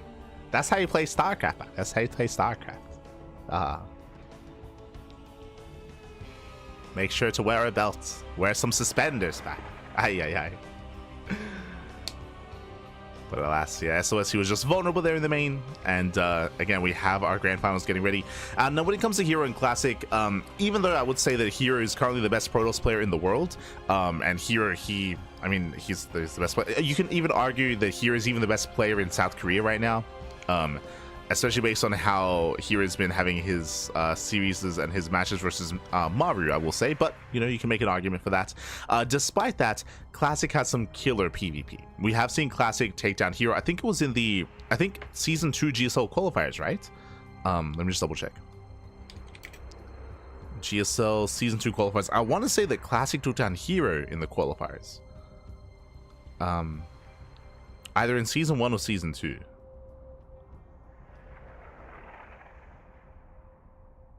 I might be thinking of Season 2. Sorry, Season 1. Let's see. I'm thinking of something.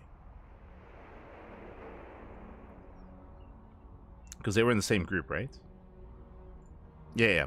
In GSL Season 1, Classic took down herO 2-1. Like, it was back and forth. It was very clutch, very close. Likewise, Classic also has been popping off in PvPs in the War DTV Monday. It wasn't too long ago where Classic did take down MaxPax in a PvP as well. So again, Classic, he has been looking very intense in PvP specifically. So is herO, to be fair. So I expect a back and forth. I'm hoping that we don't get a one-sided series. I'm hoping that we don't get a 3-0. Regardless of the scoreline, I'm hoping for a 3-1 or a 3-2 in either direction. That is what I'm hoping for. Let's mention this GSL, I guess spoilers. Yes, I've not casted Group Stage 2 yet.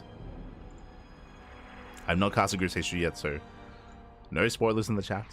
We're gonna be casting Group Stage 2 in a couple of days. That's going to be on the 16th. So in 2 days. In 2 days' time, we're gonna be casting GSL. And we'll be catching up on all the GSL.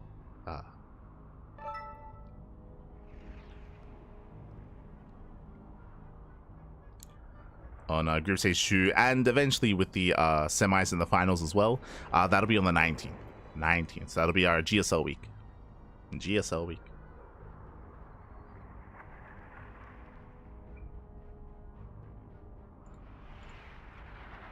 The Phoenix Wars commence. We'll see. I mean, depending on the maps, we could see Phoenix Wars between herO and Classic for sure.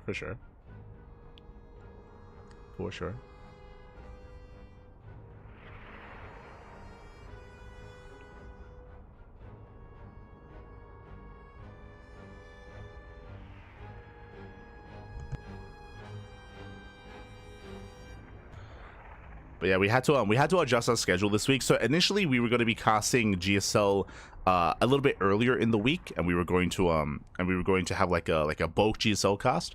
But if you know this, if you remember, RSLs this week. The Revival StarCraft League is going to be this week, and it's going to be clashing with our typical evening cast. So because of that, we did decide to reschedule GSL. Otherwise, we were doing our GSL replay cast at the same time as RSL.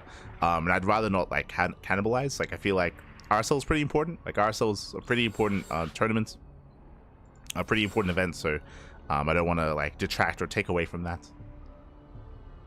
So RSL will be this week in the evenings in Korea, of course. So we're going to be moving our GSL cast to the morning in Korea instead. The morning instead of evening.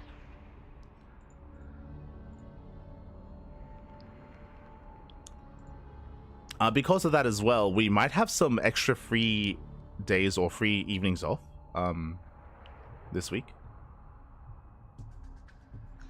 Technically, if for those of you that remember, RSL, they actually announced that they're open to co-streaming. So if we wanted to, we could co-stream, but it feels kind of weird. Like, I don't know. Like, I feel like RSL is like a community event, and yeah, I don't know. It feels kind of weird to co-stream RSL. It's different than co-streaming like an EWC or a DreamHack Dallas, which is where a lot more a lot more matches aren't being covered, and it's just a bit of a different vibe. But it feels weird, even though they've allowed us to co-stream RSL. Like, I don't know if we will. I'm still on the fence. I'm still on the fence about co-streaming RSL. Feels weird.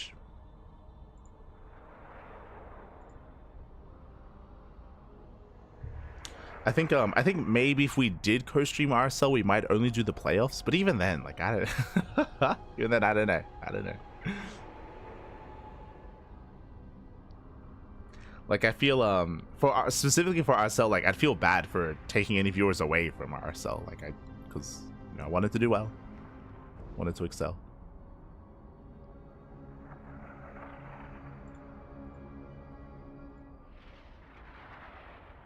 SDD Mega in the chat. My god, live bringing top tier PvP. True. We have plenty of it, plenty of it. All the PvPs. SDD Mega. Buenos días o buenas noches. Take care.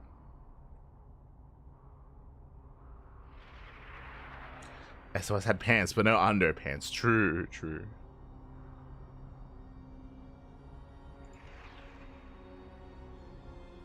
You stream so much already. Yeah, we gotta stream more. We gotta. I think yeah, we'll see. Buenos días. The problem is that, like, because we stream so much, like, if we're not casting something, I'm probably not going to be able to watch it. Like, I don't have the time to watch it. So I don't know, maybe it would be a nice time to just try to watch RSL. When do you sleep? Right after this cast. Matt in the YouTube chat is asking, when do you sleep? Right after this cast. I'm gonna go to bed. The plan is to right after this tournament to try to force myself to sleep. It's hard because it's like in the middle of the day here and the sun is up. I'm gonna try to force myself to sleep, and I have to try to get as much sleep as I can before Sea Ducking open. So right after this, I'm gonna close my eyes in bed and try to bed, and hopefully not just stay awake in bed. If anyone has any tips on forcing yourself to go to sleep, I'd appreciate it. But here we go. We're getting to the grand finals, and we are finally here for this week's Korean StarCraft League, week number 76. And before I get ahead of myself, if you're in the chat, exclamation mark KSL. There is a command, actually. I got you covered. Exclamation mark KSL. There is a KSL command where you can contribute to this tournament. There is a Patreon for the KSL for the Korean StarCraft League. So this event is funded by the community for the community. So if you want to help support StarCraft, especially Korean StarCraft, you can do so via Patreon to help boost the prize pool and to maybe make this event more regular. Currently, this event is on a bi-weekly basis, but with enough support, it can turn into a weekly tournament. Until then, we're jumping into our grand finals, and this morning, in the bottom right-hand corner of Pylon, we have the South Korean Protoss player. We have the Red Protoss representing Virtus Pro. It is Classic. And spawning in the top left-hand corner, we have the Blue Protoss player, also from South Korea, representing Twisted Minds. It is herO. And if you're in the chat, you know, sorry, I have to fix up the player names. But if you're in the chat, you know what time it is. It is Gamba time. Predictions are open. Place your bets on who you think will claim the series. Best of luck in the chat as we jump into our best of 5. And first things first, 2-gate opener out of herO. Likewise, we have a 2-gate opener out of Classic. We're loading into Pylon. Pylon has a short rush distance by ground. Aggression is favored on this map, so we do expect our players to be aggressive, to be assertive, to get in each other's faces. Hello. As herO, he moves out with the probe, and he is ready for the proxy pylon. Let's go. The pylon here, right outside of the natural. This screams proxy robo. Are we bold enough to throw it down in the dead center of the map? Let's go. I'm here for it. I'm here for it. I'm ready for it.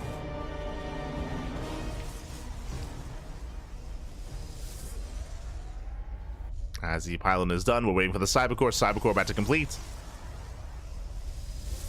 And... Huh. I didn't time it correctly. There it is. I was like 3 seconds too soon. But here we go. The proxy robo is upon us. So one base all in out of herO. Behind this, we do have a defensive robo out of Classic. Very good read. I mean, again, Classic is scattered. He knows that the pylon is missing. He knows the pylon is missing, and he, with incomplete information, he gambles himself, and he will read this as an all in. So very safe opener here out of Classic. This is going to be designed here to hard counter a proxy robo.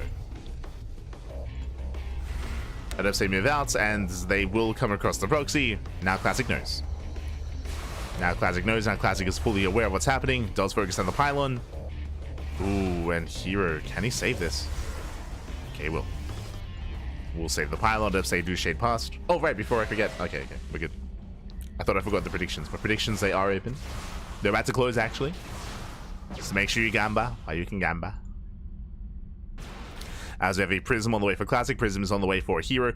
Basically, what's occurring here is that both players have the same tools or the same production capacity, right? We have 2 gates and a robo out of herO. We have 2 gates and a robo out of Classic. The difference is that because herO is being all in, that means that Classic will have the defender's advantage. That means that Classic will be having faster and more aggressive warp ins here defensively back at home. He can pull the boys if need be. He'll have shield batteries to help defend as well. So Classic, he should be at the advantage, but he actually moves out with a Prism. Ooh, bold move. Bold move out of Classic. herO going for the mineral line. He wants the probes. He gets 1. Ooh, the Prism takes a lot of hits. He gets 2. Yeah, takes on 2, takes on 3. Probes, can he get 4? Barely not. Nice body blocking here out of Classic. He does defend. He does shut this down. The Prism took a lot of hits. herO, he does threaten the mineral line. Doesn't get anything else. Prism warping in more depths. That is going to be another gateway, so a 3rd gateway for herO. He's committing to the all-in at the same time. Prism into the main. You see Classic going for his own kind of damage. He gets 1. Gets 1 probe. herO back into the main. Ooh, this is getting out of hand. This is getting out of hand. This is getting out of control. Getting another 2. Getting another almost 3 probes. He wants more. He gets. Yeah, he does get 3. Shades out. Does make it out of the base. herO, he rotates over. And up say shade back in. The immortal count is slowly building up. As we get into this, Classic does have a lower worker count. He is down in economy. herO, yo, we're expanding. Okay, let's go. I mean, again, because we had mirrored builds, herO, he believes that he cannot break his opponents, which is the correct choice, I feel. I don't think that herO could break Classic, so instead he backs off, he expands. But Classic, he likewise is breaking out as well. No anti-air. No anti-air. Prisms, they pass by each other. Adepts, they shade into the main, they force a recall. Stalkers and Sentries, they recall back home. 2 more probes falling. At the same time, Classic, he depowers the robo. Adepts are cleaned up. Robo's gonna go down. herO dropping into the main. Classic in position. Oh no! Oh my god. He's in position. Shaves off the shields. So quite intense back and forth. Now, on the one hand, as herO gets back into the main base, on the one hand, herO, he does have the faster natural. He does have the higher probe count. herO, as the game progresses, he will have the better economy, and he will snowball out of control. Meanwhile, what does Classic have? Classic has a robo still pumping out immortals, still pumping out units. He does have the larger army. Ooh. So that's the larger army. Check the unit tab here. It's going to be 4. 4 immortals, so 3. So Classic is going to be up an immortal. But as the game progresses, again, it's going to be more and more difficult here for Classic. He's on a timer. He's got to end the game here and now. And he knows it. So either Classic kills herO or dies trying. herO behind us, getting up 2 shield batteries. Is ready. Nice force fields. Oh, locking down the sentries. Nice save here at a Classic. We'll lose 1. Yeah, 1 sentry and 1 adept.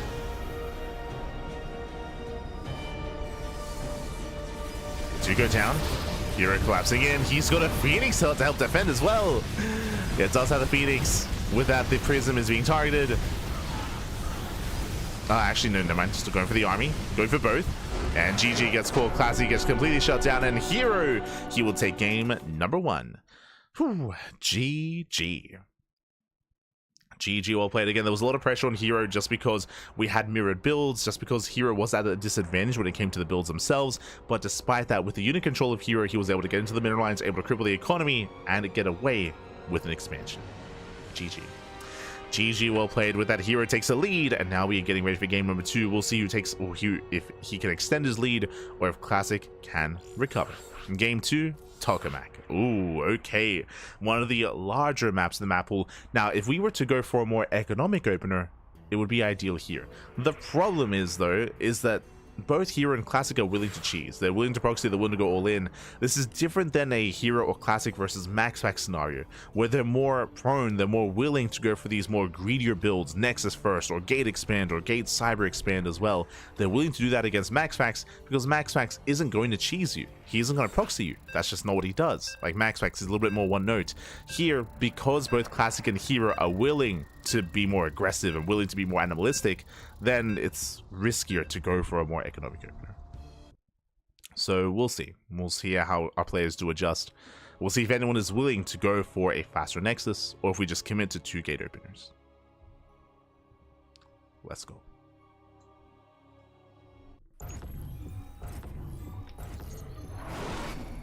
As we're getting into game number 2 and spawning in the top right hand corner of Tokamak, we have our South Green Protoss player. We have the Red Protoss down in the series. We'll see if he can bounce back. We'll see if he can recover. We'll see if he can force the ace match. Or sorry, if he can tie up the series. I'm getting ahead of myself.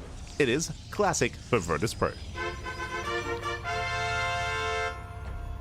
And spawning in the bottom left hand corner, we have as opponent, we have the South Green Protoss player, the Blue Protoss, representing Twisted Minds. It is herO.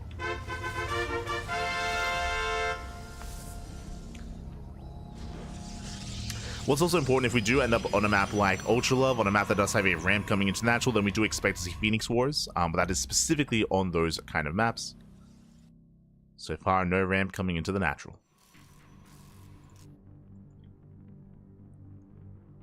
Classic does go for his scouts, does move out.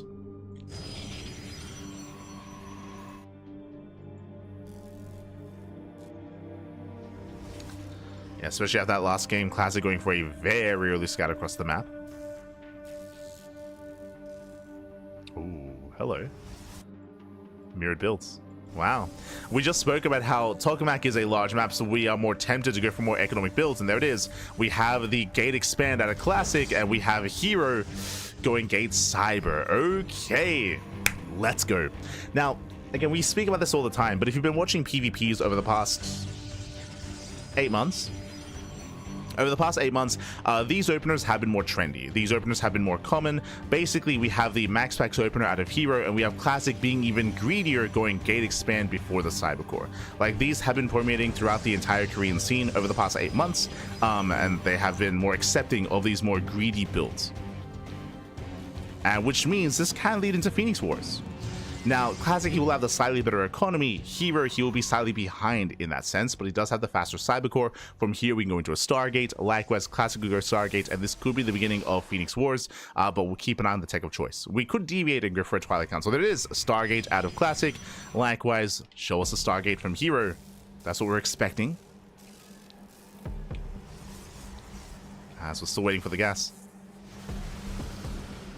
Going for the initial scouts. We are setting up. Yeah, he's not going for it. Okay, so he does not go for the Stargate. So we're going to be avoiding Phoenix Wars here, at least. Oh, no, never mind. It's going to be later. Bit of a delayed Stargate. I think we just wanted to make sure that there was no scouts. So the probe did go down. Here comes Hallucination. Here he is aware of the Stargate. And Classic is not. Yeah, Classic, he might be tempted to go for an Adept and sorry, for an Oracle instead. Ooh, the scout is denied. Nice moves here out of herO. Does deny the scout. Classic is in the dark. Does go for the Oracle. And here he can go straight Phoenix. He can go straight Phoenix instead. He can shut down the Oracle. He can punish.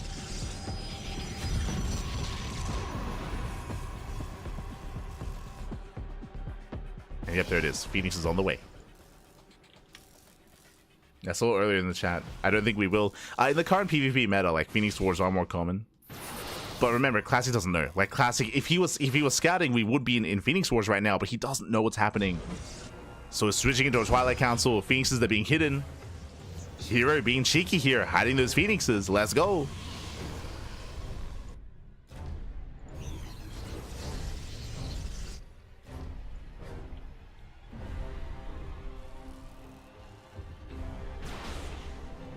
Yeah, and there we go. They are revealed. The Oracle does go down. Massive pickup. Takes down the Oracle. Nice catch. Now does counterattack behind this here, going into Robo. Now the reason for this, when you go for a Stargate opener in such a way, it's difficult to really catch up in Blink. As Classic here has his Twilight Council done. So here he's going for a more slower style here, going Phoenix into Immortal, most likely into Adepts as a follow-up. Like here, he's very fond of following this up with Immortal into Glaive Adepts. If we were seeing a more standard game, then herO would go Immortal into Charge. So we'll see which one he goes for. There's that Twilight Council. And we'll keep an eye on herO. Meanwhile, Classic, he doubles down after losing the Oracle. What do we have to work with? We have 3 gates. 3 gates back at home and 1 proxy across the map. 4-gate Blink. 4-gate Blink Stalker out of Classic. He breaks out. He's pushing. He's committing. Anyway, here he does get a couple of probe kills. He does get a scout. He does see the gateway count. He's aware. He's somewhat aware what's happening. But again, he has incomplete information. Behind this, the Stalkers have arrived. I'm loving the Hallucination. Hallucinate Immortal. Here he's hit a tank. Meanwhile, there it is. Charge. As we mentioned, either all in with Glaives or more of a standard follow-up with Charge. Is going for Charge. As that is a good way to just skip tech and to support your Immortals. Again, you're spending your gas on your Immortals, so you need to spend your minerals on Zealots. They do complement each other. More Stalkers are building up. Classic going for the... Let's go! Classic, he deviates away from the 2-base all-in, and instead he goes for the gold. Okay, he goes for the hybrid base. Yo, we're popping off. He's crazy, man. He's crazy. And right now he's doing a great job at containing, right? He's just containing herO. herO is getting ready for the all-in. He sees that there is no expansion. Ooh, up to 3 Immortals. Building up to 3. On 2 bases, going into the bay, going into Disruptors. Very fast tech here out of herO. And it almost looks like he's being forced into himself going for an all-in. Like, his third is going to be so delayed. There's that recall. Minerals are prioritized. Charge almost done for Classic. Classic is running away with this. Again, that goal base is huge. And herO, now he scouts. And now he realizes full saturation at the hybrid base. Ay, ay, ay. And here we got to make a choice. What's it going to be? Gateways. Yeah, let's go. It's what else can he do? It's too late. Right? It's too late to try to catch up economically, so he throws down 2 more gateways. He's going to double down. Here we go. Does push. His goal here to break the gold. That's a lot of Zealots, though. Yeah, it's a lot of charge lots. Exactly what Classic needs. The Archon putting in a lot of work. And the Prism is here to juggle. Nice control here. Nice positioning here out of herO. Takes out all the Zealots, and now he's getting on top of the Stalkers. Again, the Zealots, they were meant to be the meat shield here for the army, but they're gone. And can he deny the warp in? Oh, not quite. Barely not. But Zealots are still cleaned up. herO still takes the fight. And he can just keep pushing. He can't keep going. Takes down the gateway, warps another round of reinforcements. Commits and across the map. Colossus on the way, not Disruptor. Let's go. And Classic, he knows he's gonna save this. He cannot save this. He has to evacuate. He gets the hell out of here. Now he's stuck on 2 bases with excess probes.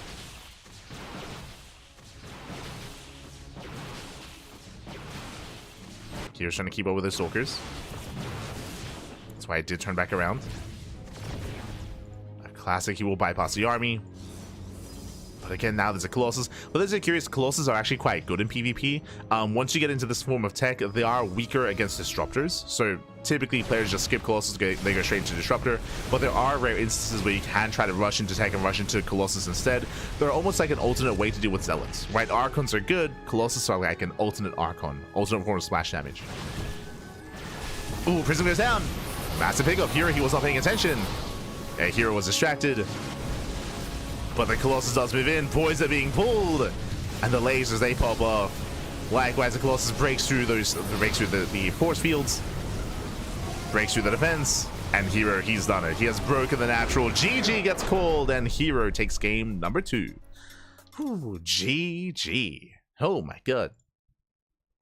GG, well played. A very intense game here. Again, we saw both players go for their own economic builds. We saw Classic go gate expand into Cybercore into Stargate, but he failed to scout what herO was doing. And remember, herO, he actually delayed his Stargate. He delayed and he waited for the probe to die. When the probe was killed, then he went for the Stargate, and then he ensured that there was never a scout into the main. He was able to build up and sneak out those Phoenixes and then catch Classic with his pants down. So it was a better start for herO.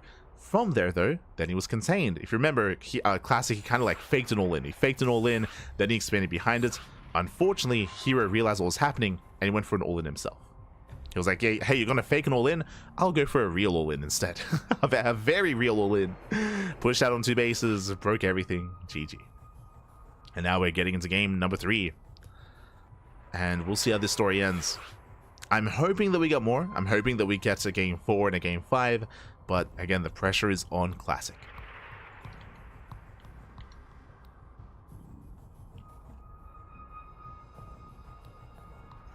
The pressure is on.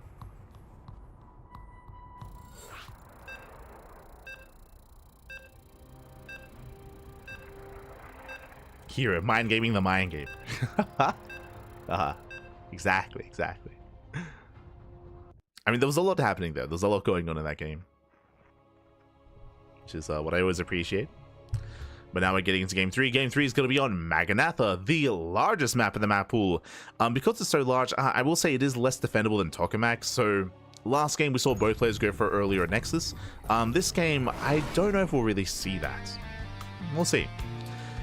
We'll keep an eye on our players. Spawning in the top left-hand corner of Maganatha, we have our South Korean Protoss player. We have the Red Protoss representing Virtus Pro, down in the series, down heavily. We'll see if he can bounce back. We'll see if he can make a series out of this. It is Classic.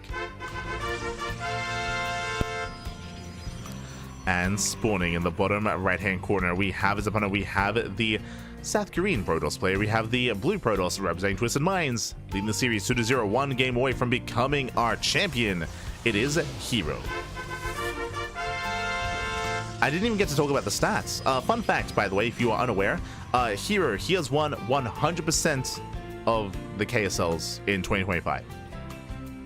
That he's played it, I should have. Every time, and herO, he has played in every single one except for 2. I think there's been 2 KSLs that he did not partake in because he was traveling. I think there was the week where he traveled to DreamHack Dallas. I think that week he didn't play. There was another week as well. But there were 2 weeks. There were 2 weeks where he didn't participate, but every other week he was playing in, and every other week he won. Like he is the undefeated in KSLs. Aye. There's a reason why we were dubbing herO as the best Protoss, also the best player in Korea, especially coming into GSL Season 1. Of course, again, no spoilers about Season 2. Like, wait. Covering that in a couple of days.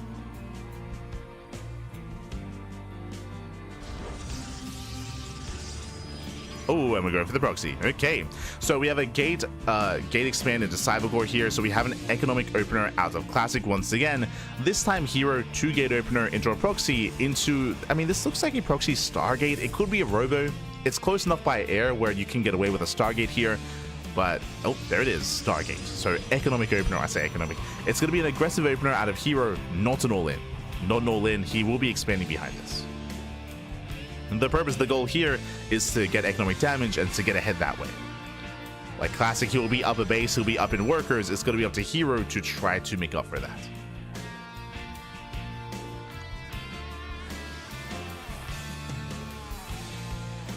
He could also avoid all in. That's no shot.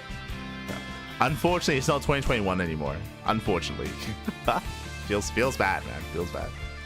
No, it feels good actually. That was a dark time. That was a dark time in the meta. Meanwhile, here comes the Oracle. Meanwhile, Classic does scout, does confirm. So again, the Proxy Stargate is just to get ahead economically, just to get into the mineral line. Classic, he will pull back, he will pull away. And he's fully aware. So with this, he should be getting in position. And oh, he opened up Stargate himself. Wow, and he can hard counter this. herO, he did scout this. He's aware of the Stargate. And Classic will have the advantage. Like, this Oracle should get 0 damage. herO knows it. He's going to try to rotate into the natural instead. Good call. Heading into the natural.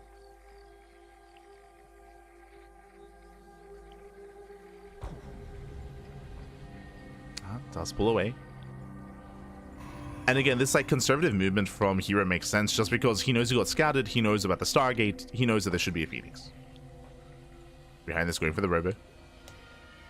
Remember, we saw this last game. Like, typically when you open up Stargate and when you try to get into a longer macro game, a Robo follow-up is very common to go into Immortals. And then just like last game, to go into either Charge or Glaives.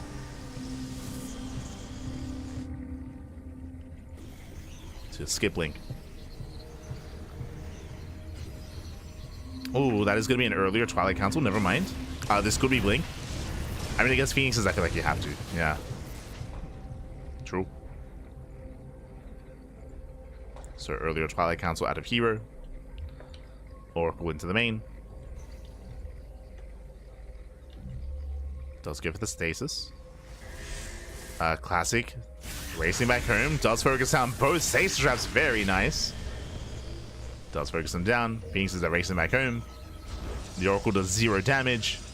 I mean, I guess it delays mining time for a couple of seconds.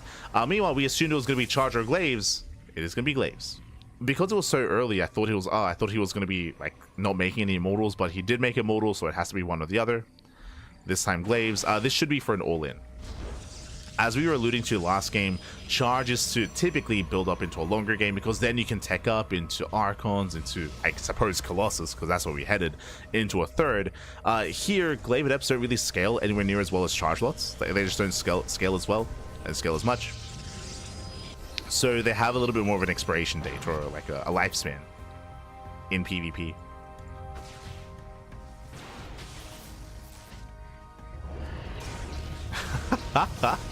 Limited anti-air, I suppose. Cheeky moves.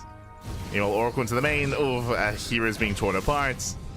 Again, it was just a really rough opener with the failed proxy Stargate, and herO, even though he's going for a 2-base all-in, it's going to be that much weaker. It's going to be it's going to be delayed all-in. Has less resources, less probes. Maybe thinking, I mean, hey, if you're going all-in, probes, they matter. The answer is yes, they matter even more. Like, they matter even more because you have so much less of them, right? It's like, it's... Typically, these all-ins are a lot more precise when it comes to what you can get away with on a 2-base saturation, and there is no 2-base saturation. Classic going for his own Glaives. Let's go. This means he can counterattack. This means that after the defense, assuming he shuts it down, he can then counterattack and send it across the map. Here come the Adepts. And I mean, hey, we're going to be able to overwhelm that first Immortal. Yeah, nice force fields. The first Immortal is going to go down. A nice pick off here by herO. Adepts a shade into the main. Oh, brutal lift though. Yeah, herO does cancel. Does cancel the shade, and he's running out of Adepts. He has to break through this. Again, the Immortals, they lifted time and time again. They just cannot add their DPS. but it still might just barely be enough. We got the Solots. The Solots do warp in. Phoenixes are going for the Warp Prism. There's only 2 Stalkers.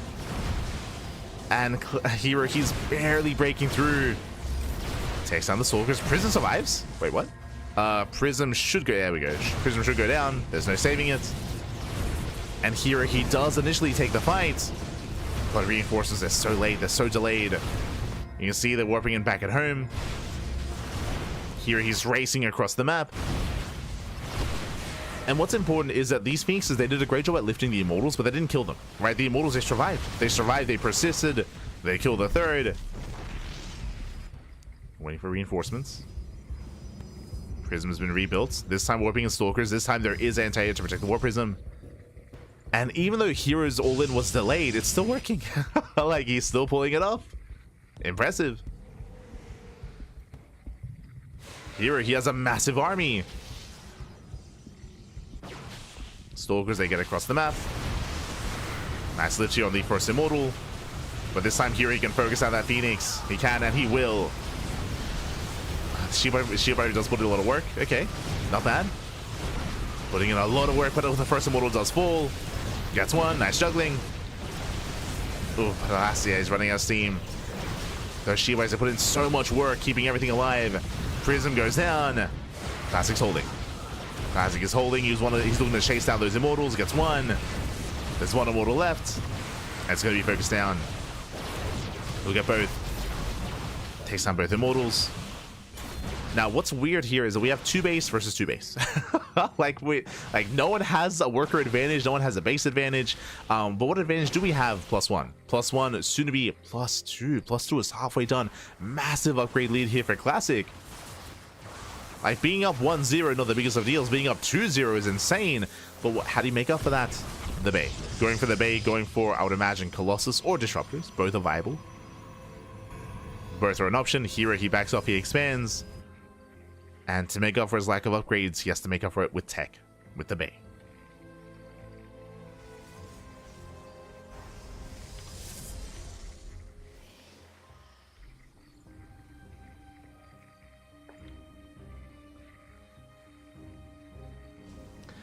Phoenix's Dust Scouts.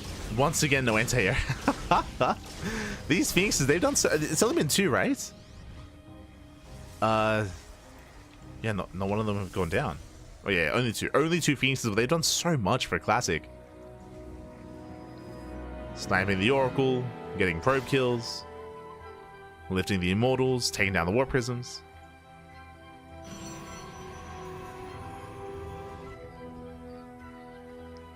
And likewise, they can even do more here when it comes to the Disruptors. Disruptors are amassing.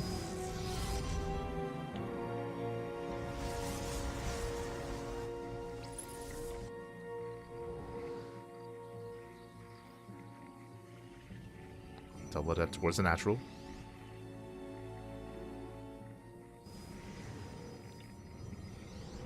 Classic moving in. Now the goal here should just be distraction, right? Distract the main army and then bam! Go in with 2 adepts. 2 adepts say one-shot probes. Here comes that Prism though. Here comes the Disruptor. It doesn't quite commit. Yeah, not quite. 2 adepts taking it to the mid-line. Probe's going to be going down. Adepts are going to commit to shade. They're going for the sentries. Never goes up. Decent connection. Decent connection of the army. Does shade in. Does he have enough though? Get that 1 Immortal's lifted. Nah, he doesn't have enough. Doesn't have enough. Classic, he's breaking through. Takes out the Immortal. Takes out the Disruptor. Takes down everything. Again, a massive upgrade lead. +2, just too much to surpass, even with Disruptors. Oh my god. These are good Novas, but it's not good enough. It's not good enough. As herO GG gets called, Classic, he fights back, and we have a series. We have a back and forth. Whew, let's go. GG, well played. Classic, again, he was able to scout the initial proxy Stargate, completely shut it down, and herO was on the back foot the entire game. He was behind in workers, behind in economy. I was very impressed by his all-in, if you recall, where he broke the 3rd, but he wasn't able to break the natural, and he overextended. He overextended pushing into the natural base. He wasn't able to break through. He did lose too much in the process and fell too far behind. Again, he was all-in. He was further behind in upgrades. Again, there was a 2-0 disparity there in terms of upgrades, which is crazy. And GG. GG, well played with that. We're getting into game number 4, and we'll see if we can force the ace match. Let's go. Can we go all the way to game 5? Now, the past 2 games we have seen economic openers. Remember, game number 2 and game number 3, both games on Tokamak and on Maganatha, we had Classic going for economic openers. He went for a gate expand into Cybercore. We expect that on these larger maps. I don't expect to see that here on some of these smaller maps. Ley Lines is more middle of the road, so I guess it is possible, it is viable, but I don't know if we want to take that risk. We'll see. I'm curious to see if Classic once again goes for another economic start. We'll see if herO does the same. Oh boy.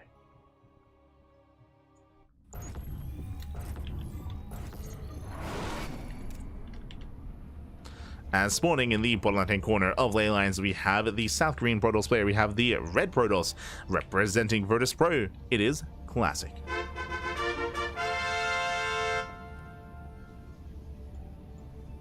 And spawning in the top right-hand corner, we have his opponents. We have the Blue Protoss player, the Blue Protoss himself, representing Twisted Minds, leading the series 2-1. It is herO.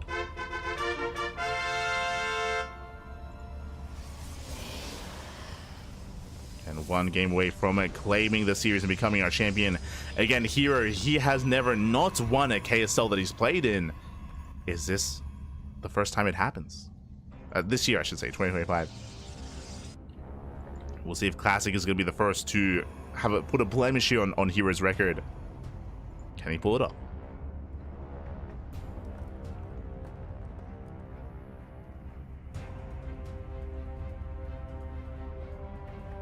As the Probe Scout does move in.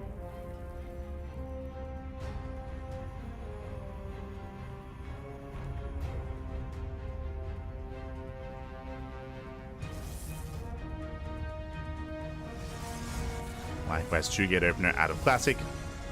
And 2 gate opener out. Oh, sorry, my apologies. Okay, let's go. So 2 gate opener out of Classic, standard opener. Meanwhile, herO, he goes gate, cyber, expand. So max opener out of herO. herO is going to be more greedy.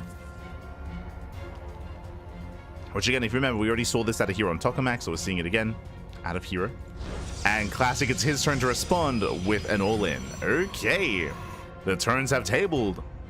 This time herO is being economic, he's being greedy, and a Classic will be the aggressor. Now, last game that we saw this happen was last game on Maganatha, where herO, he only went proxy Stargate, so he did not go for an all-in, he just went for a way to be aggressive early on to get early game damage, which failed. Here, based on this positioning, we expect a Robo. We expect a Robo out of Classic. There it is, Robo's on the way. herO opens up Stargate. Now, can he do his best Maxfax impression?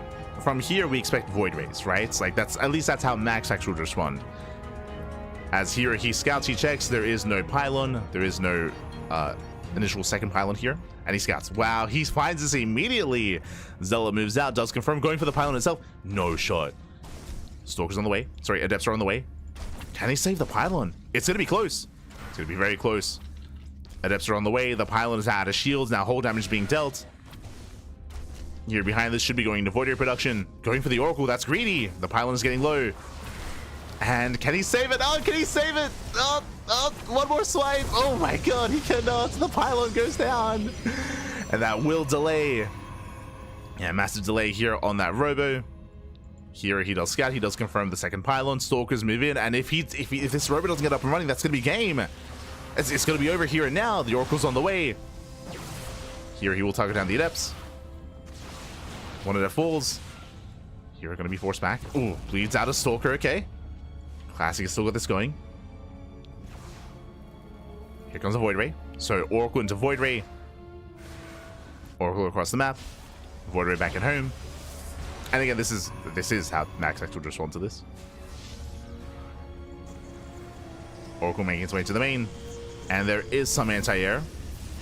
Ooh, the Oracle does waste energy here on this sentry. Adept does shade into the main base, but is going to be focused down. Oracle backs up. Here comes the all-in. Here comes the all-in. And there's a shield battery in the main and a shield battery at the natural. Here he's secure. Here is ready. The Oracle has been lackluster, and now it's going to be easier here for Classic to defend. Here out of position. Rotating back over.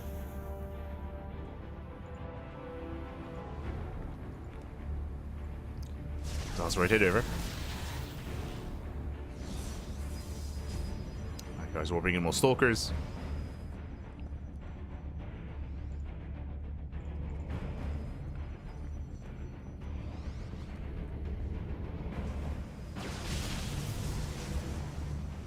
Does rotate.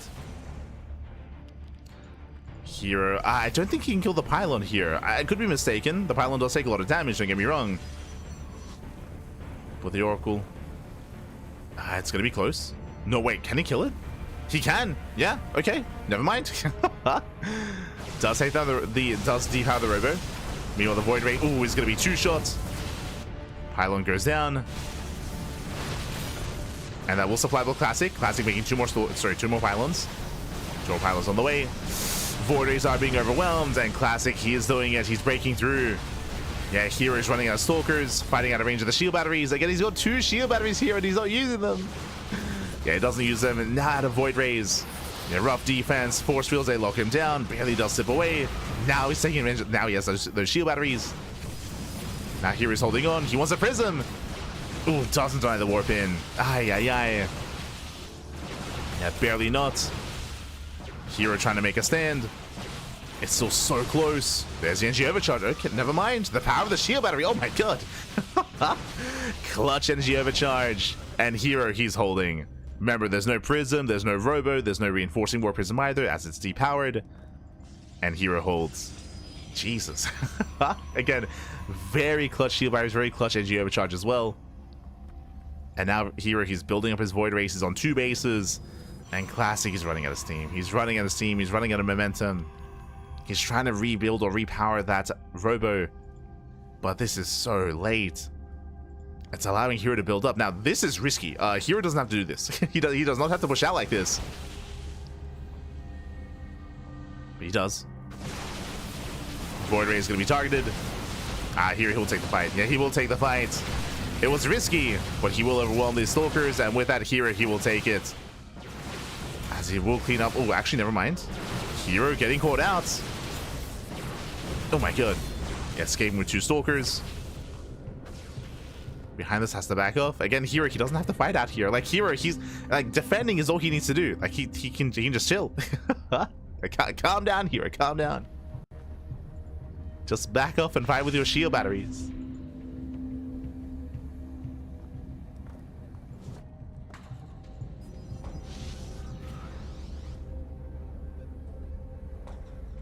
Void Rays on the way.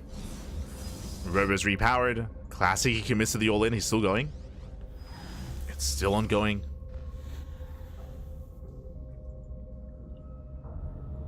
Void Ray does spot this. Classic rotates the low ground. herO, he's ready. I feel like at this one, herO could afford a 3rd shield battery. Just saying, like, I feel like that we could see that here. It is risky that he's not going for it. Oh, Classic does commit. Nice hallucination. Phoenix going for the lift. There's the energy overcharge as well. Yeah, and the Void Ray does take a lot of shots. Going for the prism. Prism goes down. And with that, he's done it. With that, herO, he holds. GG gets called. He shuts down the all-in. And herO, he will claim the series at 3-1, becoming this week's Korean StarCraft League champion. GG. And with that, herO, he keeps his perfect record. Again, herO, he's not lost a single Korean StarCraft League. It is insane, the win streak that he's been on. Again, there are 2 KSLs that he didn't win because he didn't sign up. He did not sign up for them. Those are the only ones that have gone to other players. He was gracious enough to allow other players to take some tournaments. But GG. GG well played. herO, he will claim it. Shout out to Classic. Shout out to Classic because he did make for a very entertaining matchup, very entertaining back and forth. It always is between Classic and herO. They are 2 of the best Protoss players in South Korea, of course. They are top 2. And they often do trade back and forth. Again, we have seen Classic defeat herO. I was mentioning the Season 1 GSL qualifiers this year. Classic beat him there. I want to say that he beat herO in like a WarDTV Monday as well. Throughout the year. But regardless, GG. herO, he will claim the win. He will claim the title. He is still the KSL champion. Congratulations. Congratulations here to herO. And a shout out to Classic. Likewise, a shout out to all those competitors here tonight. Shout out to ByuN, to Percival. I will say a little bit of a smaller bracket here today. smaller than we're used to, but I'm totally okay with that because it means that I get to try to sleep as much as we can. Oh boy, when is our next broadcast here? As we just go over the bracket again, shout out to SOS, shout out to ByuN, Percival, Rebellion, Inexorable, Nice as well, nice for competing. And when it comes to today's schedule, you can see it here. Our next tournament is going to be at 7 p.m. KST. That's going to be 8 p.m. AEST. That is going to be in 4.5 hours. It's going to be in 4.5 hours. We're going to be live with the Ducklings Open. I say we. I'm going to be adminning the event, and herO is going to be casting the event here on the CranKy Ducklings. Ducklings Open, that is a bronze to diamond tournament, so it's more for amateur players. Again, a way to incentivize players to compete, to improve, to compete, and to look to have that competitive drive kind of fostered within them. When it comes to the history of the CranKy Ducklings, we used to cast certain pro players back when they were diamond. Players like Mixu, players like GG Machine, players like Baby Marine. Many years ago, I do recall they used to play in our tournaments back before they hit GM, before they got into the pro scene, the pro level. herO as well, Starduck, Ruichi. Not like every, pro player out there once played in our tournaments, but a good amount of them. It's always fun to see where they end up after a couple of years, right? Where they end up and how they thrive, and to see them grow into what they become now. GG well played. So again, it all begins here. It all begins on some of these lower level tournaments. So again, bronze to diamond tournament here for Ducklings Open. Likewise, we have Cheesedoffy in the evening. So the goal here for me is to sleep as much as I can, and then admin Ducklings Open, and then sleep as much as I can, and then bam, Cheesedoffy. Cheesedoffy is going to be tonight at midnight KST or 1 a.m. AEST. It's going to be a full day event, and that leads into Sparkling Tuna Cup. Oh boy. So we'll see how much sleep we get. That's oh boy. Now what I will say is that thankfully I believe Dave is going to be at the event. Dave Testa, I believe he's going to be he's going to be the mainstream covering the event. He's going to be at the venue of Cheesedoffy. So thankfully, because of that, there's going to be a little bit less pressure on us. Last two Cheesedoffy's, we were the only stream. We were like a remote cast for the event. So it was definitely a lot of pressure on us to like stay energetic and stay energized and stay, just aware and put on as best of a show as we can. Because this time we're going to be more of a side stream, like we can take it a little bit easier, we can we can go to bed. Of course we'll be there for the entire event, of course, but there's gonna be a little bit less pressure, thankfully, and it means that if we are a little bit groggy, it won't be the worst thing. Ideally though, we're upbeat, and ideally we get some sleep. Otherwise, thanks for watching. Thanks for tuning in. Again, we have some more StarCraft on the horizon. As always, two events a day, every single day. Next week, as I mentioned, is going to be a little bit different, though.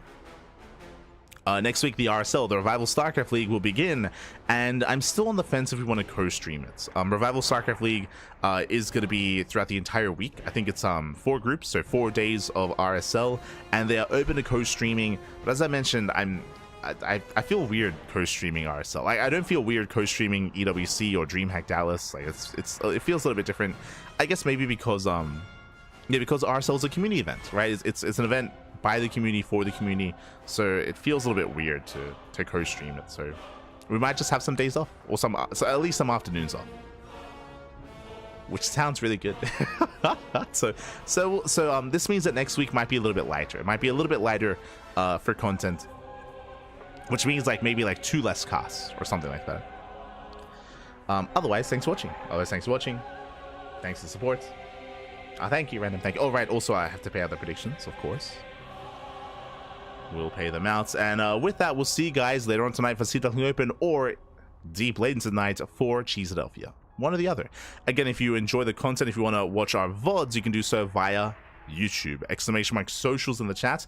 We'll give you a link to our Discord, YouTube, Twitter, Facebook, Instagram, Mastodon, and Blue Sky. Again, we are all things CranKy Ducklings. We have a TikTok as well, where we also stream. We have a Kick channel. We have, again, all things CranKy Ducklings all over the place. So again, if you see something that you can't watch live, then YouTube is the place to be. YouTube is the place to be. Otherwise, we'll see you tomorrow or tonight, or we'll see you when we see you. Have a great rest of your day. Have a great weekend as well. I do highly recommend you tune into Cheesedoffy. That is going to be a big offline tournament happening in America, happening in the Americas. So do support it. Do check it out. Otherwise, we'll see you next time. Thanks for watching. Hasta luego. Ciao, papi, ciao. Hasta luego. See you next time.